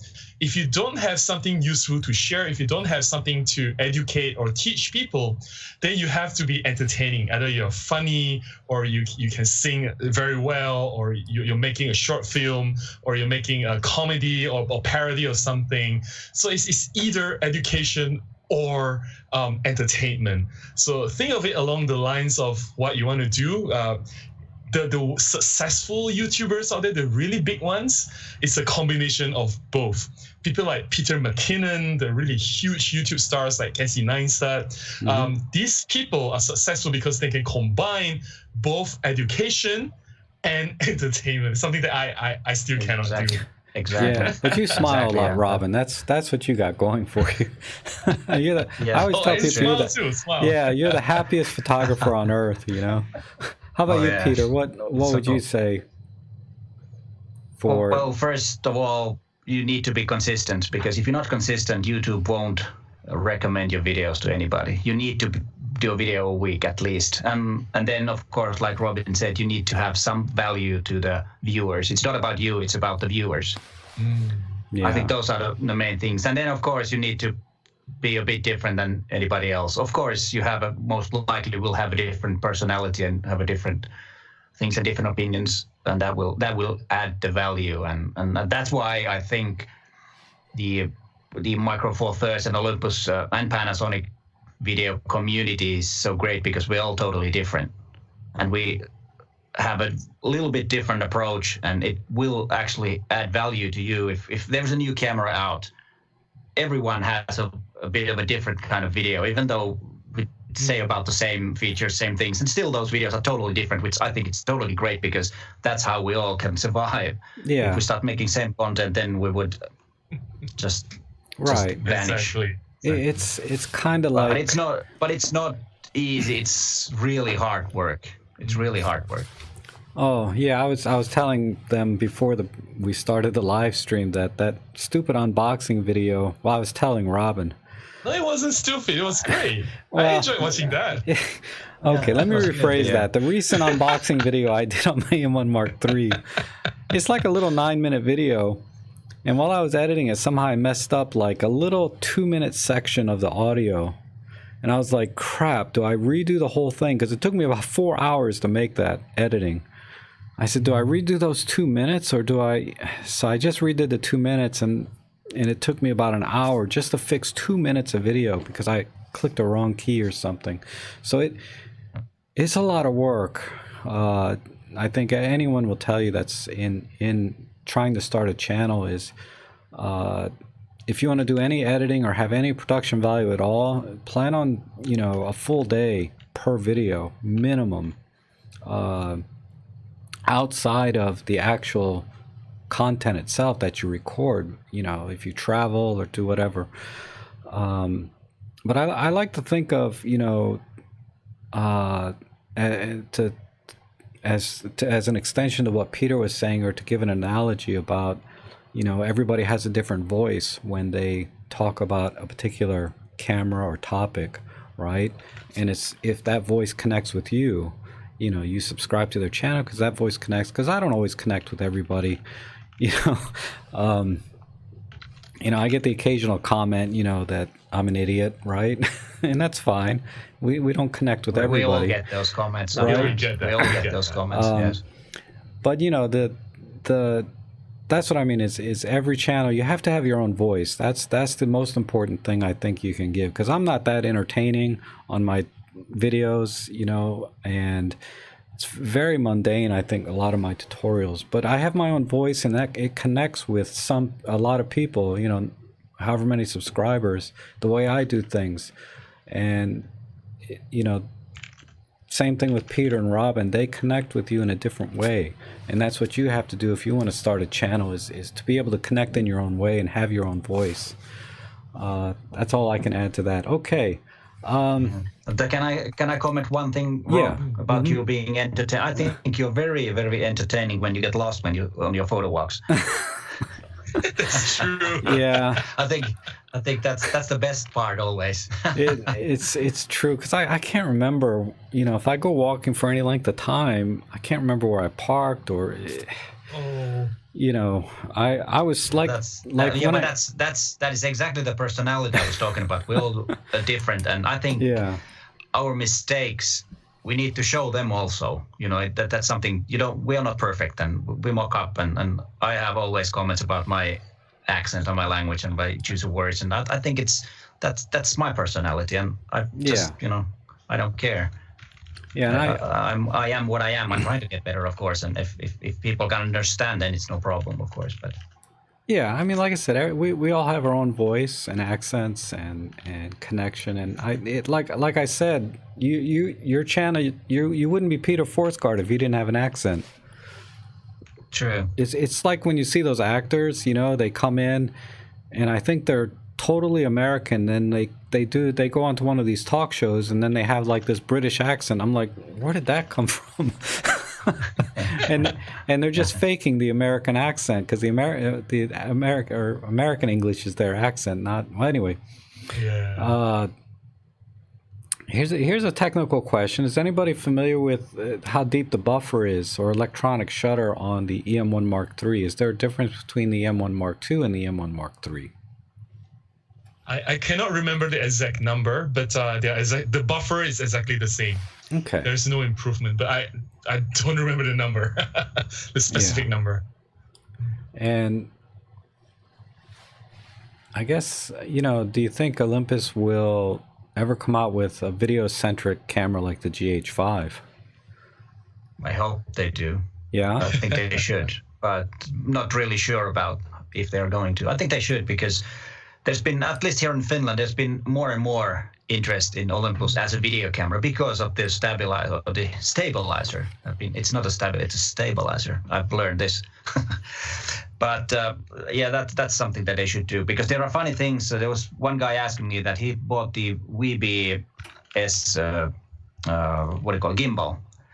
And you can, it's actually compatible with Olympus camera. And if you plug it in to the USB, so that you could use the follow focus with motorized, and you could adjust the camera from the gimbal, but you lose 4K if you plug the USB cable in the camera. So why on earth? It does nothing, because you still record the video to the memory card. It has nothing to do with transferring the video anywhere. That's something that they should fix, because that's keeping people away from Olympus.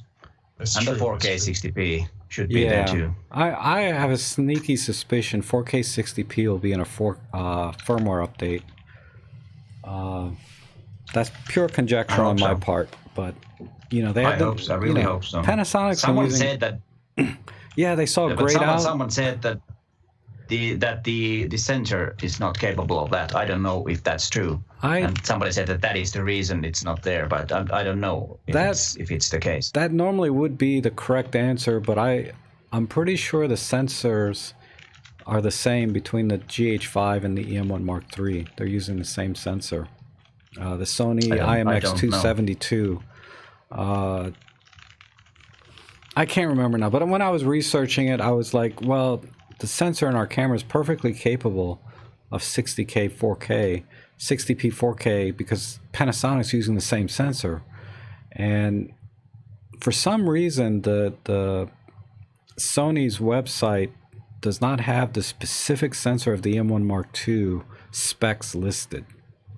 But when I looked at the specs of the Panasonic sensor, it clearly had 4K 60 in it. And it's all based on the sensor. And then you have to have the processor with the codecs to be able to read from the sensor what it's capable of, etc. But okay, here's another question, kind of going back to where we were. Why haven't you started a channel sooner, Robin?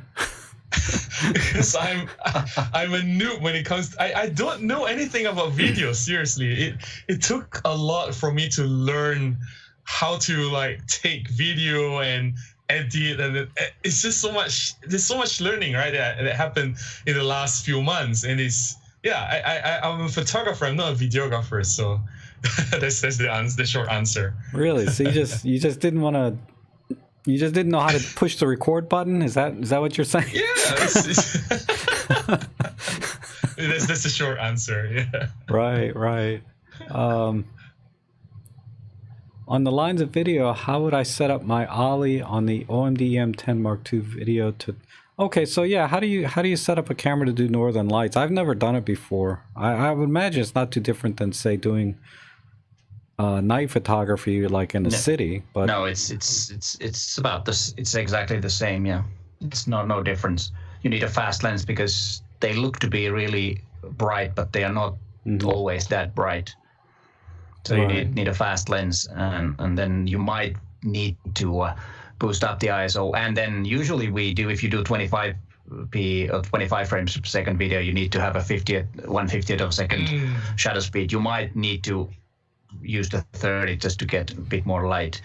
That's the only thing. Yeah, that's the only weird thing about video is that you're shooting in 24p for playback, but your shutter speed can still be anything above that, right? So that's where they come up with the 180 rule. Yeah, well, so 180 rule is that's history. And the reason we use it is that we are used to seeing moving film that way. Right. That's just what we're used to doing. And that's why it's there. Right. Otherwise, it doesn't have to be, but we're more used to it, so that it looks natural to us. And I was kind of moving towards the idea that shutter speed's still affecting the exposure. It can be totally different. You could be at 1/250th of a second shutter speed, but still be 24p on video. So 24p is about the playback rate, and shutter speed is for exposure. But when you balance those using a 180 rule, you kind of get a more common look to your video, more cinematic look, so they say. Yeah, so doing northern lights, the point that Peter made is, you might have to bring your shutter speed down to 30th of a second, but that's different than setting your frame rate at 30th of a second. So I just wanted to kind of distinguish between those two. Yes, you're exactly right. And this question, I guess, Robin, are you still associated with Ming Thien? Ming Thien, yes. We are friends. Ming Thien is huge. He's one of the more popular reviewer, photographer, blogger out there. And I contributed to his site for 2 years or more. And I sat down with him and told him that I'm sorry, I had to stop contributing to your site because I'm now starting my YouTube channel. It's a lot of work. So I can't do so many things at the same time. I'm a bad multitasker. So yeah, he's okay with that. And now I'm doing my own thing. But we still remain friends. We see each other for coffee from time to time. He's doing his things. I'm doing my own thing now. So yeah, it's pretty cool. He's an amazing guy though. I do hope to bring him up, maybe give him an interview on my channel sometime. Oh, good. I never heard of him, but but you know, this is an interesting comment from Rick that there's probably a gentleman's agreement between Olympus and Panasonic not to create directly comparable cameras. Hence, Olympus's were still as Panasonic is for video. I have to say that I don't agree because G9 is almost exactly the same as E-M1 Right. Mark II. Right. That's exactly what I was going to say. Yeah. I don't Also, think like that's true. the reason why Panasonic and Sony are ahead in the video game is because they have the knowledge, right? They have the technical know-how to make video cameras. They produce televisions. They're in the film production. They have film cameras. They make DVDs. Their technology is way ahead of, say, Olympus or non-video companies like Nikon, for example. So yeah, so definitely Panasonic has a huge advantage in video. Yeah, but they're competing best they can against each other without regard to sort of an unspoken agreement, right? I think because, like I said, the G9 definitely was, head on with the Olympus E-M1 Mark II. It just barely caught up to what it could do. It came out a year later, and then finally they caught up on the photo side. But Olympus, it's just their philosophy is they don't want to do video. They're not focused on it at all, really. That's true. Yeah. Not and even the cinema 4K is amazing. Yeah, they do a great quality, job. Constant, but high, very very high bit rate. Yeah. Very high bit rate, and it's beautiful quality with the great lenses and the. It is. The stabilizer. It's perfect. No question, Olympus is very capable of producing a very high quality video output in their current cameras, but they're not enthusiast cameras for video like Panasonic is, because Olympus doesn't care. In that sense, they're not focused on the video enthusiast, but they are very focused on the photographer enthusiast, and that's what really drew me into kept me in Olympus, was how deep you can dive into the menus and do everything, and the customizability, something I've not found in any other camera. Even the GX85, I know that's an entry-level camera, but it's a great camera, but it's nowhere near as customizable as the Olympus cameras as a photographer. Yes. And never mind the ergonomics. I haven't found a camera that has better ergonomics than the Olympus cameras, in my opinion. Agreed. And that's what drew, if you guys saw, Joe Edelman, that's what drew him to Olympus, was primarily the ergonomics. Because how does somebody with Nikon for 30, 40 years just switch over to Olympus? It boggles my mind that he did that, but he said it was mainly for the ergonomics. People don't see it like, they just look at the specs and they just compare the sensor and the high ISO. But once you hold the camera, like how it feels in your hand, that is very important, because you're going to hold the camera every single time you take a photograph. If it doesn't feel right, that's gonna stick with you, right, for the rest of the time they are shooting. So yeah, ergonomics is extremely important. Yeah, and this is kind of going back to the sensor question. Do you guys know if anybody else makes sensors besides Sony? I mean, I can think of a couple, but I wanted to hear from you, Peter. Do you know any? I'm not into that. Okay. That much about who makes sensors. I don't know. Right. Robin, do you have any ideas, or who else is making sensors? Sensors. No, I don't have this information. Okay. Unfortunately. Well, I know when I was shooting Nikon, it was always a big deal who was making the sensor. And like the Nikon D7200 had a sensor made by Toshiba. It did? Yeah. Oh, okay. I'm sorry, the D7100 had a Toshiba sensor. Then they moved to a Sony sensor in the D7200, I believe. because the Toshiba sensor was having banding issues. So there are, bottom line is there are other manufacturers for sensors, but they're, from a consumer camera standpoint, Sony's pretty much it in terms of mass marketing those kind, because not too many companies have the capability to mass market or mass produce sensors, because they have to have their fabrication plants, etc. I think Canon, they make their own sensors. I don't know. Now we're kind of getting beyond what I actually know, but there are actual other manufacturers for the sensors themselves. But they're just not able to produce in a mass quantity like Sony can.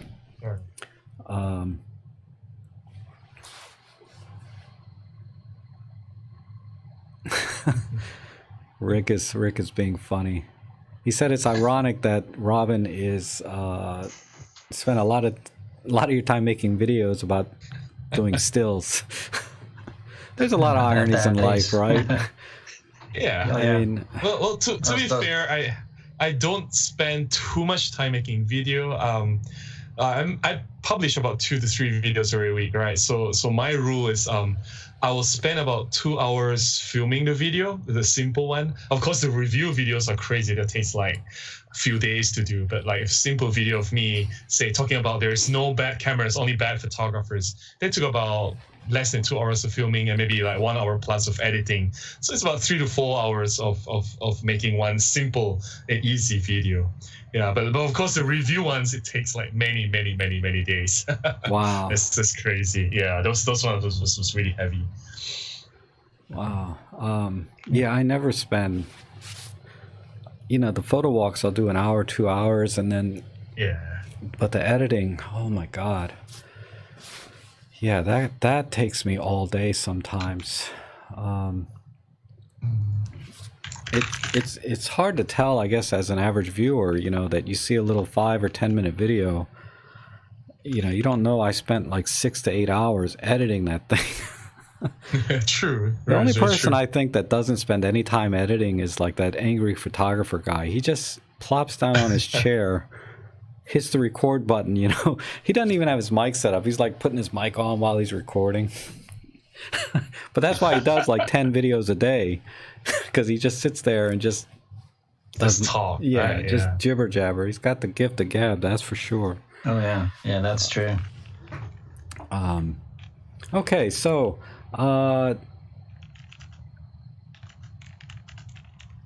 Craig Roberts, E6 Vlogs. He hasn't been posting lately, and I think he has some videos on his own website that I saw a community post about it, because some people have been asking, where is this guy? Because I like his videos. I usually watch them quite a bit because I like his kind of British humor. I think he's a great guy and does very good reviews and a lot of landscape stuff. And I like him. He's a good channel. Yeah. Do you guys print at all? Your images? No, I don't. You don't print? Yes, I do. Robin, how big do you print? The largest was 5 feet tall. It's a portrait shot of an activist. It was for an exhibition. So it was, when they put the image on the stand, it's actually as tall as I am. So wow. So yeah, that's the largest I've printed. But everything else, my jobs, I print photo books for wedding clients. So it's anywhere from A4 to A3 size. So it's not that huge. Some even have like coffee table books, the small ones. These are for my commercial jobs. For personal prints, I print about 4R small images. I also do, I think I'll try to show you guys, see if you guys can see anything up here. You can see the prints on my wall up there. Yeah, those are 4R prints on my wall. Yeah, I'm coming back. All right. And, okay. Yeah. And for my, I also do like small photo books. I probably, let me be just 1 second. Can I say something here between that? I think Joe Edelman. Books are these are just personal prints. Like I do from time to time print books like this. That's the front, and I have like my photographs in here. Yeah. Which is it blur? Oh dear, I think it's the fake blur that's can't really see it very clearly. Yeah. But yeah, anyway, these are just like the prints I do from time to time. Like every few months, I'll compile some of my favorite shots and make it like into a small book, just for the fun of it. Because every few months. Yeah, that's good. That's pretty Wow, good. that's awesome though. So you have to spend time editing though and organizing the photos. And do you add any commentary to the photos in the book? No, it's just photos. And the reason I do this is because my personal project is ongoing. So I do street photography, and it's good to stop what you're doing and look at your photographs and pick up the best. It doesn't have to be a lot. It can be the best 20 shots in the past 3 months, and really look at the photographs. And you learn a lot about yourself, like, why are you doing this kind of photographs now, or why are you changing the style that you're shooting, and you learn about your photography, and it sort of like helps you to decide where you want to go next, like what you want to do in the future, like what else do you want to explore, how do you want to do things differently in the next few months. So it helps me in my journey. It's a very personal thing. It doesn't have to have a conclusion or must have certain results. It doesn't have to have that ending. It's an ongoing thing. So yeah. Okay. And well, you were going to say something, Peter. Yeah, it was about the print size. I think Joe Edelman made a whole billboard. Yeah. Oh, wow. Photograph Nice. that was shot with the Olympus camera. I think he had a video about it also, and I think it was. Yeah, and Alan says an A5 footprint would be amazing. What size is A5? I print 4x5 postcards, but that's half. idea. That's half what A4 is, which is about a letter size. A4 is quite close to letter. A bit different dimensions, but pretty close to that. So you can definitely print that size. Fold it. Oh yes. Yeah, you could print that size with a Barbie cam or something. That's A5 foot, not A5. Okay, sorry. Yeah, and then maybe it's I think this is a good question for Peter. Someone shooting 4K video in their SD2, I assume they mean the UHS-2 card slot. Will the UHS-1 card slot be able to back up the 4K? Unfortunately not. You cannot record videos on 2 cards at the same time. Only 1 card. Yeah. That's a pity. Yeah. But I think you can after you record the 4K though, I think you can copy it over. Yes, that can happen. Yeah. That can happen, yeah. I know Peter doesn't. I don't know. Peter's very pragmatic in terms of cameras. Like, I don't know how you can when you switched to Olympus, you sold all your Canon stuff. Wow. Just on a dime, but just overnight. Yeah, but I had been using it for a few months. Well, just Oh yeah. I mean, it wasn't overnight transition, but once you made that decision. Yeah. But once I made it, that's all. That's the same way I switched to digital. I just stopped. Yeah. So. But I think because the question is, do we own any Panasonic cameras? So I already know Peter is a definite no.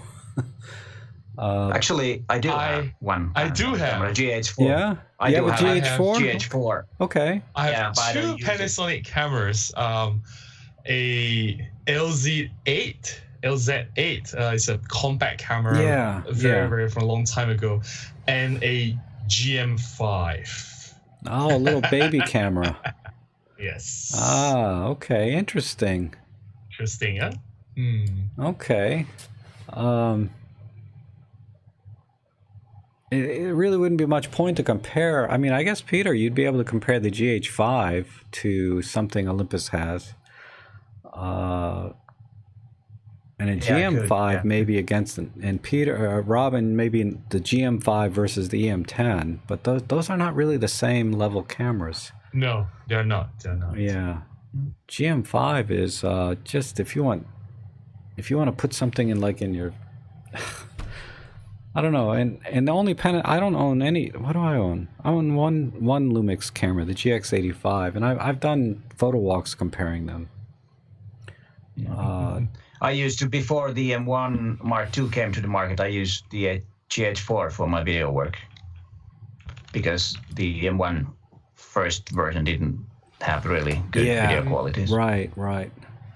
That's when I ditched the camera, the GH4. It's somewhere in the cabinet there. Okay. And I guess Michael Hawkins, he's a regular participant and viewer of mine. So he's asking, how do you think the development of high-res pixel shift with M43 will go? Not so much size, but more speed of the capture at the high pixel counts. So it's kind of asking and answering his own question, I think. But what do you think?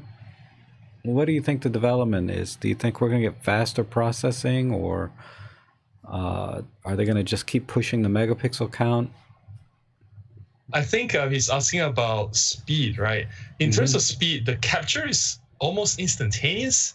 The only problem now is the processing time.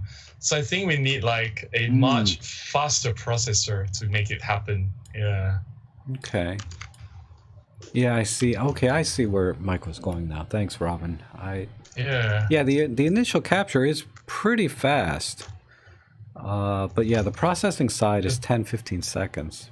Yeah, so that will need some I don't know how much more powerful the processor will need to be, maybe cut it down to 2 seconds. Yeah. Yeah, it'd have to be a lot. I mean, because it's already a dedicated processor in the camera for everything it does. And if you get them, it's a balance, right? When they design a camera, battery life versus processing power. There's a direct relationship, inverse relationship between those two things. So, yeah, you could probably get something that'll process a high-res shot mode in a split second, but then you can only take 2 shots. That's your battery life. Yeah, true. That's very true. All right, so no, I don't think we've compared this, but Corona's asking, have we compared the E-M1 Mark II against the G9? We did a video with Matti last summer. That's together. right. It's on Matti's channel, on Sulanto blog. If you Google or go to YouTube and find the I Matti remember Sulanto, that. and you can find I the video. remember that. You did do compare the G9 versus the I don't E-M1 Mark have a comparison, but I do have a full review blog article on the Panasonic G9. I did the article before I joined the Olympus Visionary program, so no bias.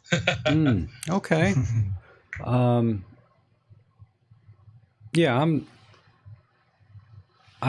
only have the GX85. I'd like to get a G9. I might trade my E-M1 Mark II in for a G9 now that I have the E-M1 Mark III. Because every camera offers kind of a little different experience, right? It's not that it has a single feature I want on it, but it does offer you a different experience in photography, and that's why I have so many cameras. Is because it's not because I'm looking for a feature or that I have. Well, I do have bad gas, but I do like the different experience that each camera gives you. That's why I still have my Pentax, my Nikon, my Fuji, etc. But ultimately, when it comes day-to-day shooting, I go out with my Olympus because it offers the most, I think, best experience for photographers of any other brand. If you only had to pick one brand, I think Olympus is the best. In terms of experience, no camera can do everything, but it does really bring me a lot of joy in my photography and my photo walks and everything. Who do you think's Olympus's greatest competitor in Micro Four Thirds? I mean, and we can go full frame APS-C. What cameras who do you think's their biggest competitor? For Olympus? Yeah. Who competes against Olympus? I think everyone is a competitor at this point, right? The largest would be Sony and Canon. That's the biggest, the big two. Then Nikon comes in later. Then Olympus, Panasonic, and Fuji. They're like the non-big boys, but they are sort of like in the same club, fighting each other. And everyone is a competitor in the industry. Yeah, that's true, because I think the photographers that already, if you're an experienced photographer, you know exactly what you're going to get and why. But for somebody walking into a camera store because they're just they love photography and they want to do more than they can with their cell phone, I think what would be the competition at that level? You know, like they're seeing. I don't think Fuji, because the question is, do we see Fujifilm as APS-C cameras as the greatest competitor to Micro Four Thirds? And I don't think it is, you know, the greatest competitor. I think, like you said, Robin, all the cameras are competing. They all have very similarly priced cameras. At every price point, you can find a camera with any manufacturer. So they're all competing.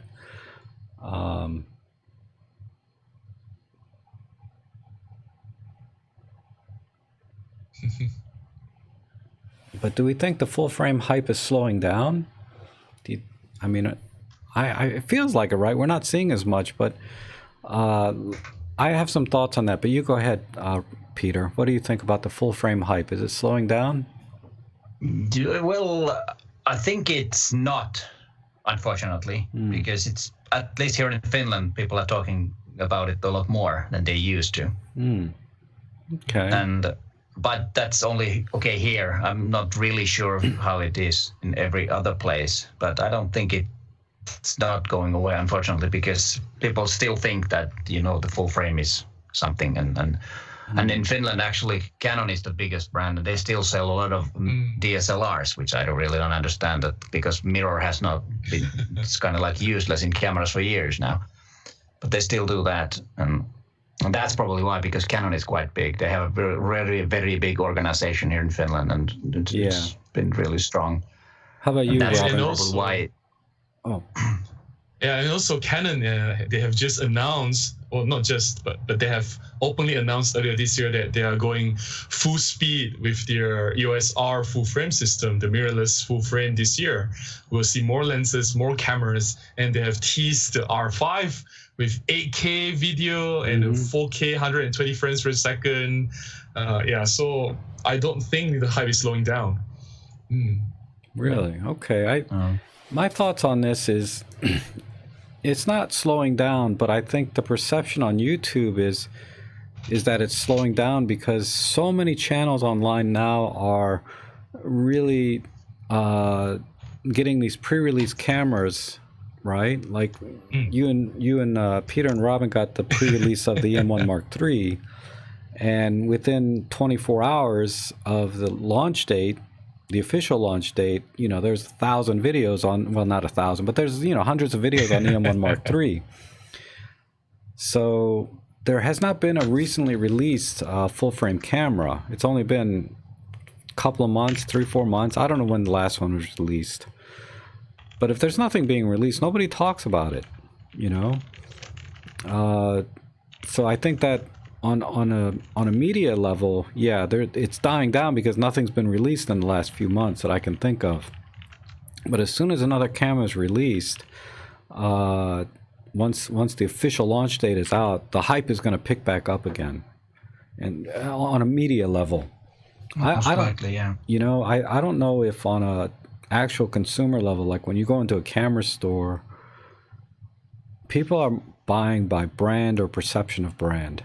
You know, like my cousin, he just went and bought a Canon, you know, RP, because he just feels like Canon is the best, you know, because Canon has that presence. And this is where Olympus, I think, is improving by sponsoring events like I went to the other day. They need to get more active in the community with local camera stores and photography clubs, and send their ambassadors and visionaries around to promote the amazing capabilities of the Olympus cameras, or just the brand awareness in general, you know, because some people didn't even know Olympus makes cameras. You know, I've had people walk up to me, I didn't know they still make cameras. You know, but I have my Olympus. You know what I mean?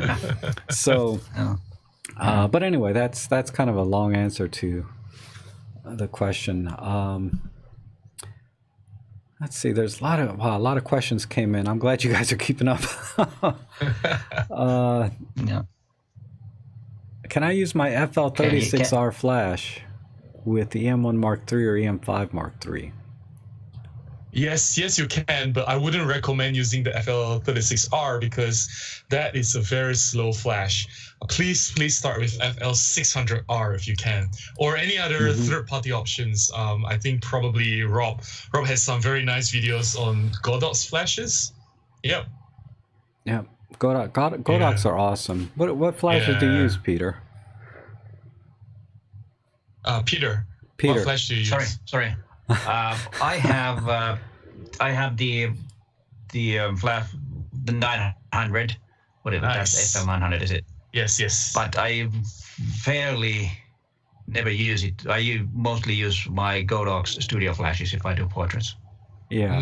Those big ones. I have the 400 AD or whatever that is. Yeah, and when I was at the 400, then I have got. Yeah. Oh, okay. I was going to say when I was at the launch event, Joe Edelman used Godox flashes. He was using an 8200. Same thing I use. I use an 8200. I did a portrait shoot the other day. I used my Godox 8200 and TT350. I really need one more flash. It's my first time ever doing a portrait. I mean, I've done family ones outdoors with no flash, just natural light, but this is the first time I did a one-on-one portrait with flash. And now I realize I was missing the catch light in the eyes, and I needed a reflector. But you're one-man shop, right? So you can only do so many things. But it was a good learning experience for me. But I posted some on Instagram. I don't know if you guys seen them. Oh wow, this is an oldie but a goodie. Any thoughts about the Olympus Air? Does it have any future?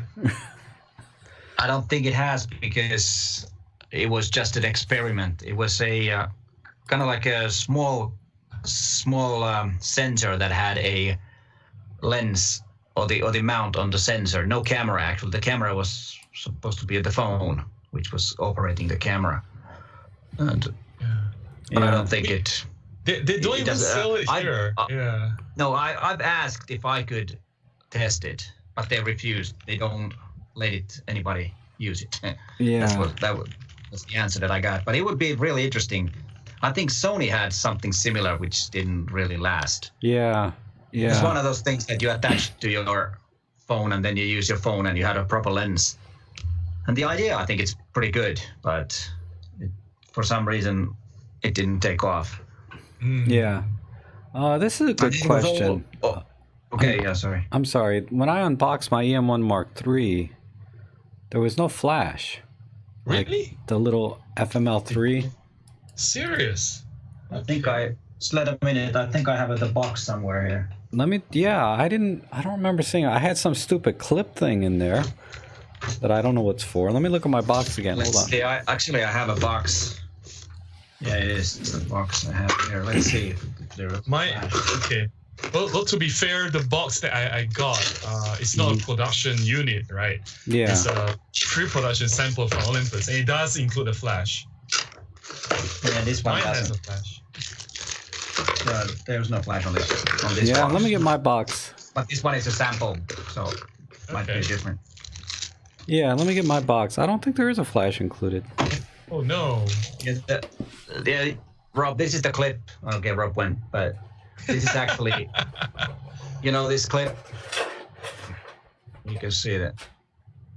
It's actually attaching the cables so that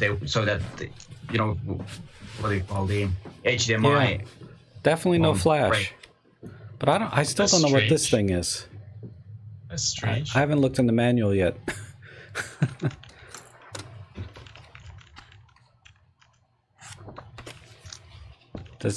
I think somebody commented in my other video to tell me what this thing is for. But it looks like it's a clip for cables of some kind. Yeah, it is. That's what it is. But I don't know what it clips to. Maybe it clips to the screen that flips out. I have never used them, but it's for if you use, say, external monitor and you have a HDMI cable, or if you do shooting tethered with your computer, and this kind of locks locks the cable so that if you step on the cable, it won't come off and. Right. I mean, it makes Break. perfect sense. Gives you a little. That's what it's for. Stabilization, or not stabilization, but gives a little rigidity to the cable system. But Yeah. I don't know. I'll look it up later. It's going to be like a 2-minute video if I make one about this, because I have no idea what it is. All right. Let's see. The clip is a cable holder for tethered shooting. Yes. So everybody knows what it is but me.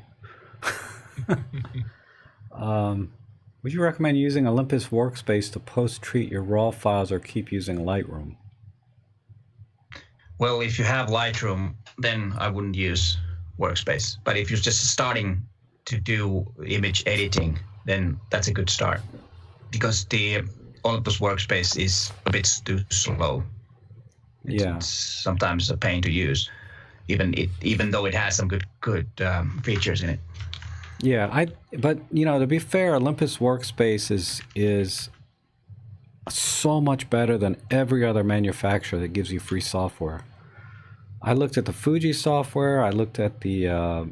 I mean, Fuji's close to giving you a decent image editor, but it's still not as good as Workspace. Panasonic is a joke. They give you the worst software. It's Matty here. Same thing as Nikon. He left. Oh, okay. Oh, he left, yeah. But yeah, Olympus Workspace is definitely the best free software you can get from any camera manufacturer, in my opinion. But it has limitations. You know, it's not as good at recovering shadows and things and highlights as Lightroom. But if you get your exposure right to begin with, it's, you know, you only have to tweak a little bit. Workspace is awesome. I use it for 99% of all my personal photos, but for my pro work, I have to use RAW and Lightroom. Well, the software is free, so you know there's only so much they can do in a free software, right? Right. Sure. But there's one use actually that I forgot to say is that if you use the art modes, then the Olympus Workspace shows the art modes. Lightroom won't show them, so that's or any special black and white things you tweak the picture modes, and then it's okay because they can show it the art modes in RAW, which Lightroom won't show you. That's true. And Robin, you said that you use Capture One. I was wondering how you came to that, to use that versus all of the other things available. My previous PC, not the current one. The current one is quite powerful. The previous PC wasn't. Congratulations on that. Thank you. It wasn't that powerful, so Lightroom is really slow on that PC, and I'm dealing with like a huge batch of photographs. Like when I come back from a wedding shoot, I have like 2,000 to 3,000 photographs. I have to go through them, and every click on the Lightroom, it takes like just that slightly longer to preview or export photographs. So Capture One was so much faster. It was like at least 2 times or 3 times faster than Lightroom. That's a good point. In terms of quality, if you know what you're doing, Lightroom, Adobe is really powerful, but to me it's speed. And I don't do extensive editing. I just do basic white balance, exposure, crop, the leveling, a little bit of filtering if I need, or a little bit of layering, a little bit of localized edit, but pretty much very basic. So I just need speed. And Lightroom is just, imagine if I can save 1 to 2 seconds every photograph. When I have 500 photographs, it's actually equivalent to more than 1 or 2 hours. Yeah, it adds up. So it's just speed. And I think Capture One, I think the dials, the wheels that they use are more intuitive than Lightroom in a lot of ways. If you do want to do some extensive editing, it has a lot of great tools. But Clifford's saying that Olympus doesn't tether with Capture One. Have you ever tried tethering Capture One? Which camera specifically? I think only E-M1 Mark II, E-M1 X, and E-M1 Mark III can tether. I can be wrong. There could be 1 or 2 other cameras. Peter can probably will probably know better. But Yeah. I mean, Several runs. tethering with Capture One specifically. Oh no. Oh, that I have not tried. Okay, all right. Yeah, Because yeah, Clifford's that's saying right, it doesn't work. I mean, Okay. but I think as a professional, there's a lot of settings. There's a lot of applications for tethering in a professional setting. You know, like doing portraits, and some other things. And now the E-M1 Mark III has wireless tethering supposedly, which I'll have to try.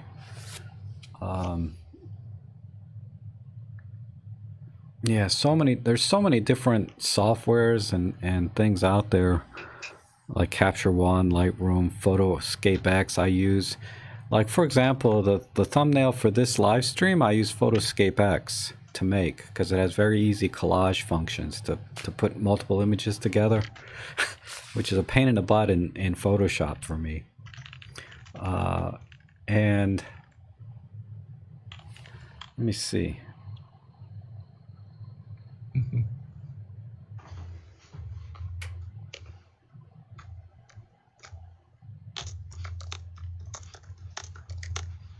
You guys are doing a better job keeping up with the questions than me. I know. We try. Yeah. Yeah, we try. Which is awesome. So I think I can only go for about 5 or 10 more minutes. So I wanted to. No worries. Yeah. Want to thank you both, and if tell me what projects you're working on right now, Peter, and what we can expect from you like within the next 30 days. You're talking about videos or photographs? Yeah, videos, photographs, and anything you're working on that you'd like to share with the Actually, audience. I don't have any personal photo project right now. But mainly, all my stuff that I photograph right now is my work, and that's not very exciting. You should share that. Yeah, with just us. regular work.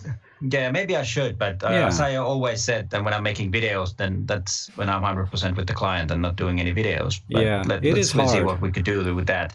How about I don't want to do that but what I have videos of is that I actually have right here is a different brand of lens. This is the only micro four third lens that is made by Tamron. It's the 14 to 150 millimeter. Okay. And I'm testing this, and in 2 weeks maybe I have a video about it. It's a very interesting lens, but there's one crazy thing that the zoom goes a different way, which is kind of I would like that. That is, I've missed a few shots when I'm like, oh gosh, it's the other way. But anyways, it's not a bad lens, but there will be a review about that. Okay. And then what I try to do is more about photography, because it's been all about gear for a couple of weeks now, and I think I should make people to be better photographers, and it's not about gear all the time. So That's true. Some videos about photography. Okay, so this is my week to do the gear videos then. How about you, Robin? What projects are you working on, maybe personally, or what do you want to share with the channel?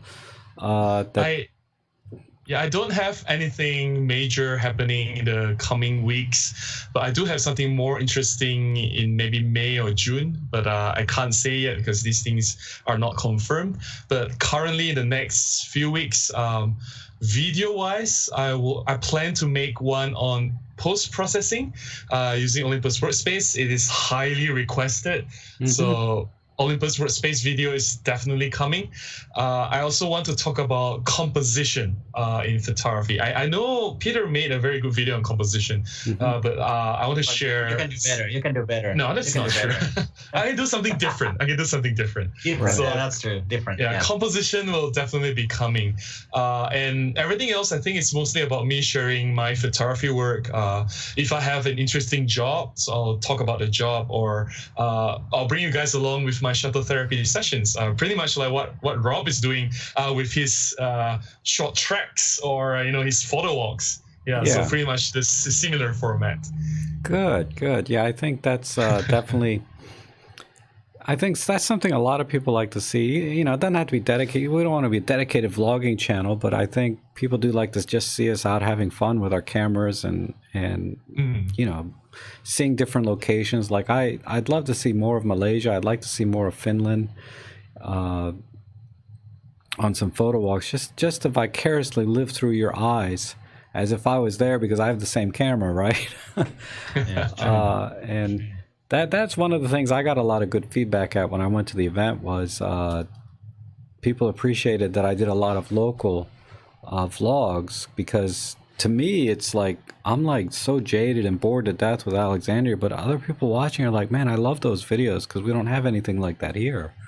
And I'm like, yeah, that is something that you always have to remember, that like the place where you live, both of you, it's familiar to you, but it's exotic and a foreign place for almost every other person. That's always, you need to remember that. Yeah, because I remember seeing a picture of a Coke can on next to a curb or something, and you know, in a desert, and somebody was saying, I know you guys think this is stupid, but when I take this back home to my country, they're gonna love this. Yeah. I'm like, wow, okay. So yeah, so that would be a request for me, is I'd like to see you guys do more vlogs, just once in a while, just see more of your where you live and what it's like to live in Finland or Malaysia. I love those food pictures you took, Robin, but let's see, you know, where do you buy that stuff, or did you make it yourself, you know? All right. So that would be great. We'll see. And any last words or anything you'd like to share? Well, you know, I for want your to say, viewers. Yeah. Well, first I want to say thanks, Rob, for setting these things up. This is so great, and as you said, we were talking about the community, and I think this is also great because funny it is that when you're making YouTube videos, it's a lonely job. But then all of a sudden, I got to know Rob, and I actually didn't know Robin before that much. Oh. I knew who kind of he was, but I never knew him. And then I've been, you know, working with Matti quite a bit, and you know, with meeting Jimmy and everything. So it's been a great also in that sense. And then what I really like is quite a lot of comments come to my videos, and I really appreciate that, because that makes me happy. Okay. How about Robin? What's parting words? Thank you so much, Rob. Oh. You really, you're the hero here. You make all these things happen, right? And I continue to see any other new guests that you can bring to the channel. I would like to see Emily again, definitely. If you can get Joe Elderman, that would be cool. See if you can make this happen. But I think more importantly, thank you to all the people who participated in the chat. Thank you so much for coming in. It is you guys that make this happen. Without you guys, nobody's watching our video. And like what Peter said, they'll be very lonely for us. So all of you make this happen. So thank you so much. And yeah, I think we will do our best to make more content. And I definitely look forward again to come back to this live stream with Rob. Oh, thanks. And so somebody's asking, what am I working on in the coming days? And I have no idea, honestly. It just, I'll be sitting down watching some TV, and I'll think, I'll look at the weather to see if it's warm enough for me to go out. Then I go out, and then that's why my videos are so random. Like one day it'll be a photo walk, one day it'll be about, I just bought this camera. I don't actually plan anything, and then the only thing I'm planning actually is to do more videos on the menu systems for the M5 Mark III, which carries over to the other ONDs. That's really the only thing, and I like to think of, I'd like to thank both Peter and Robin for coming on again, because you don't have to, right? You have your own channels. You can do whatever you want. We love to be here. But, we love to be here. So it's I just kind of like want to be here. Yeah, because it's a lot of fun talking to you guys, it's just great. It is an awesome thing for us to be able to work or chat more directly with our viewers, right? Yes. And that's why I've been doing this more and more lately, because it's very rewarding for me, and a lot of the viewers here seem to like it as well. And I had some great, and I'll have to save it for the next live stream. I can't remember now. That's what's wrong with me. I can't remember things anymore.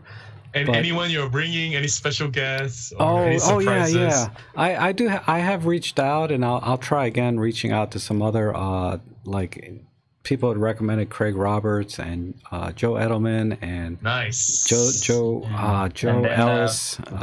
What's his name? Popsis. Yeah, Popsis. James Popsis and James Joe Popsis. Ellis. Yeah. Yeah. Yeah, a lot of J names, right? Joe, James, True. Joe. But yeah, True. Joseph Ellis is another one. I reached out And to don't him forget last Jimmy, time. another J. And Jimmy, And Jimmy, another J. Jimmy, right? So, you know, True, Chris Ari Walker. right, Chris. But the challenge with a lot of the other channels is they travel a lot, right? And that's why Peter, I've had to schedule things certain times because Peter's traveling sometimes. Yeah.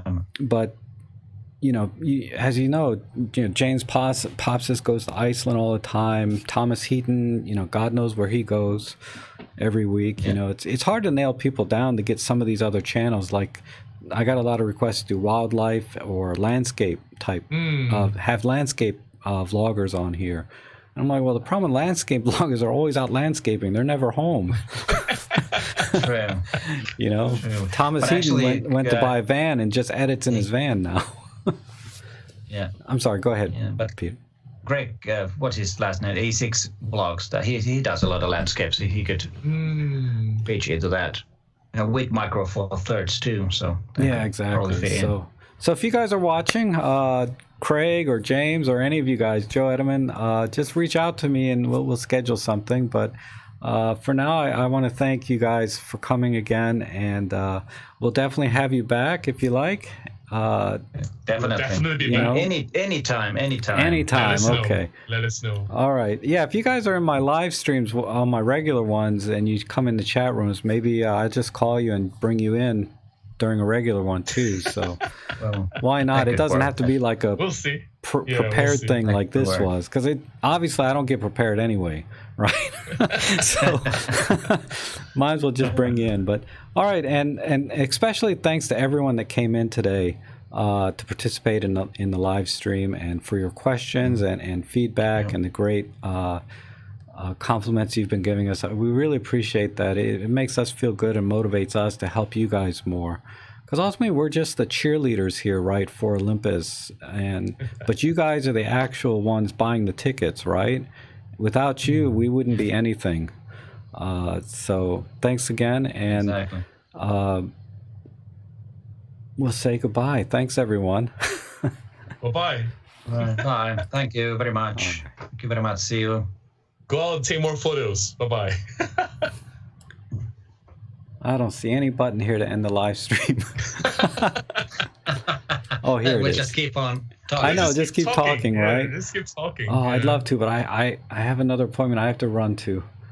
Oh, Yeah. and I need to sleep. It's 1:21 in Malaysia. Oh, okay. All right.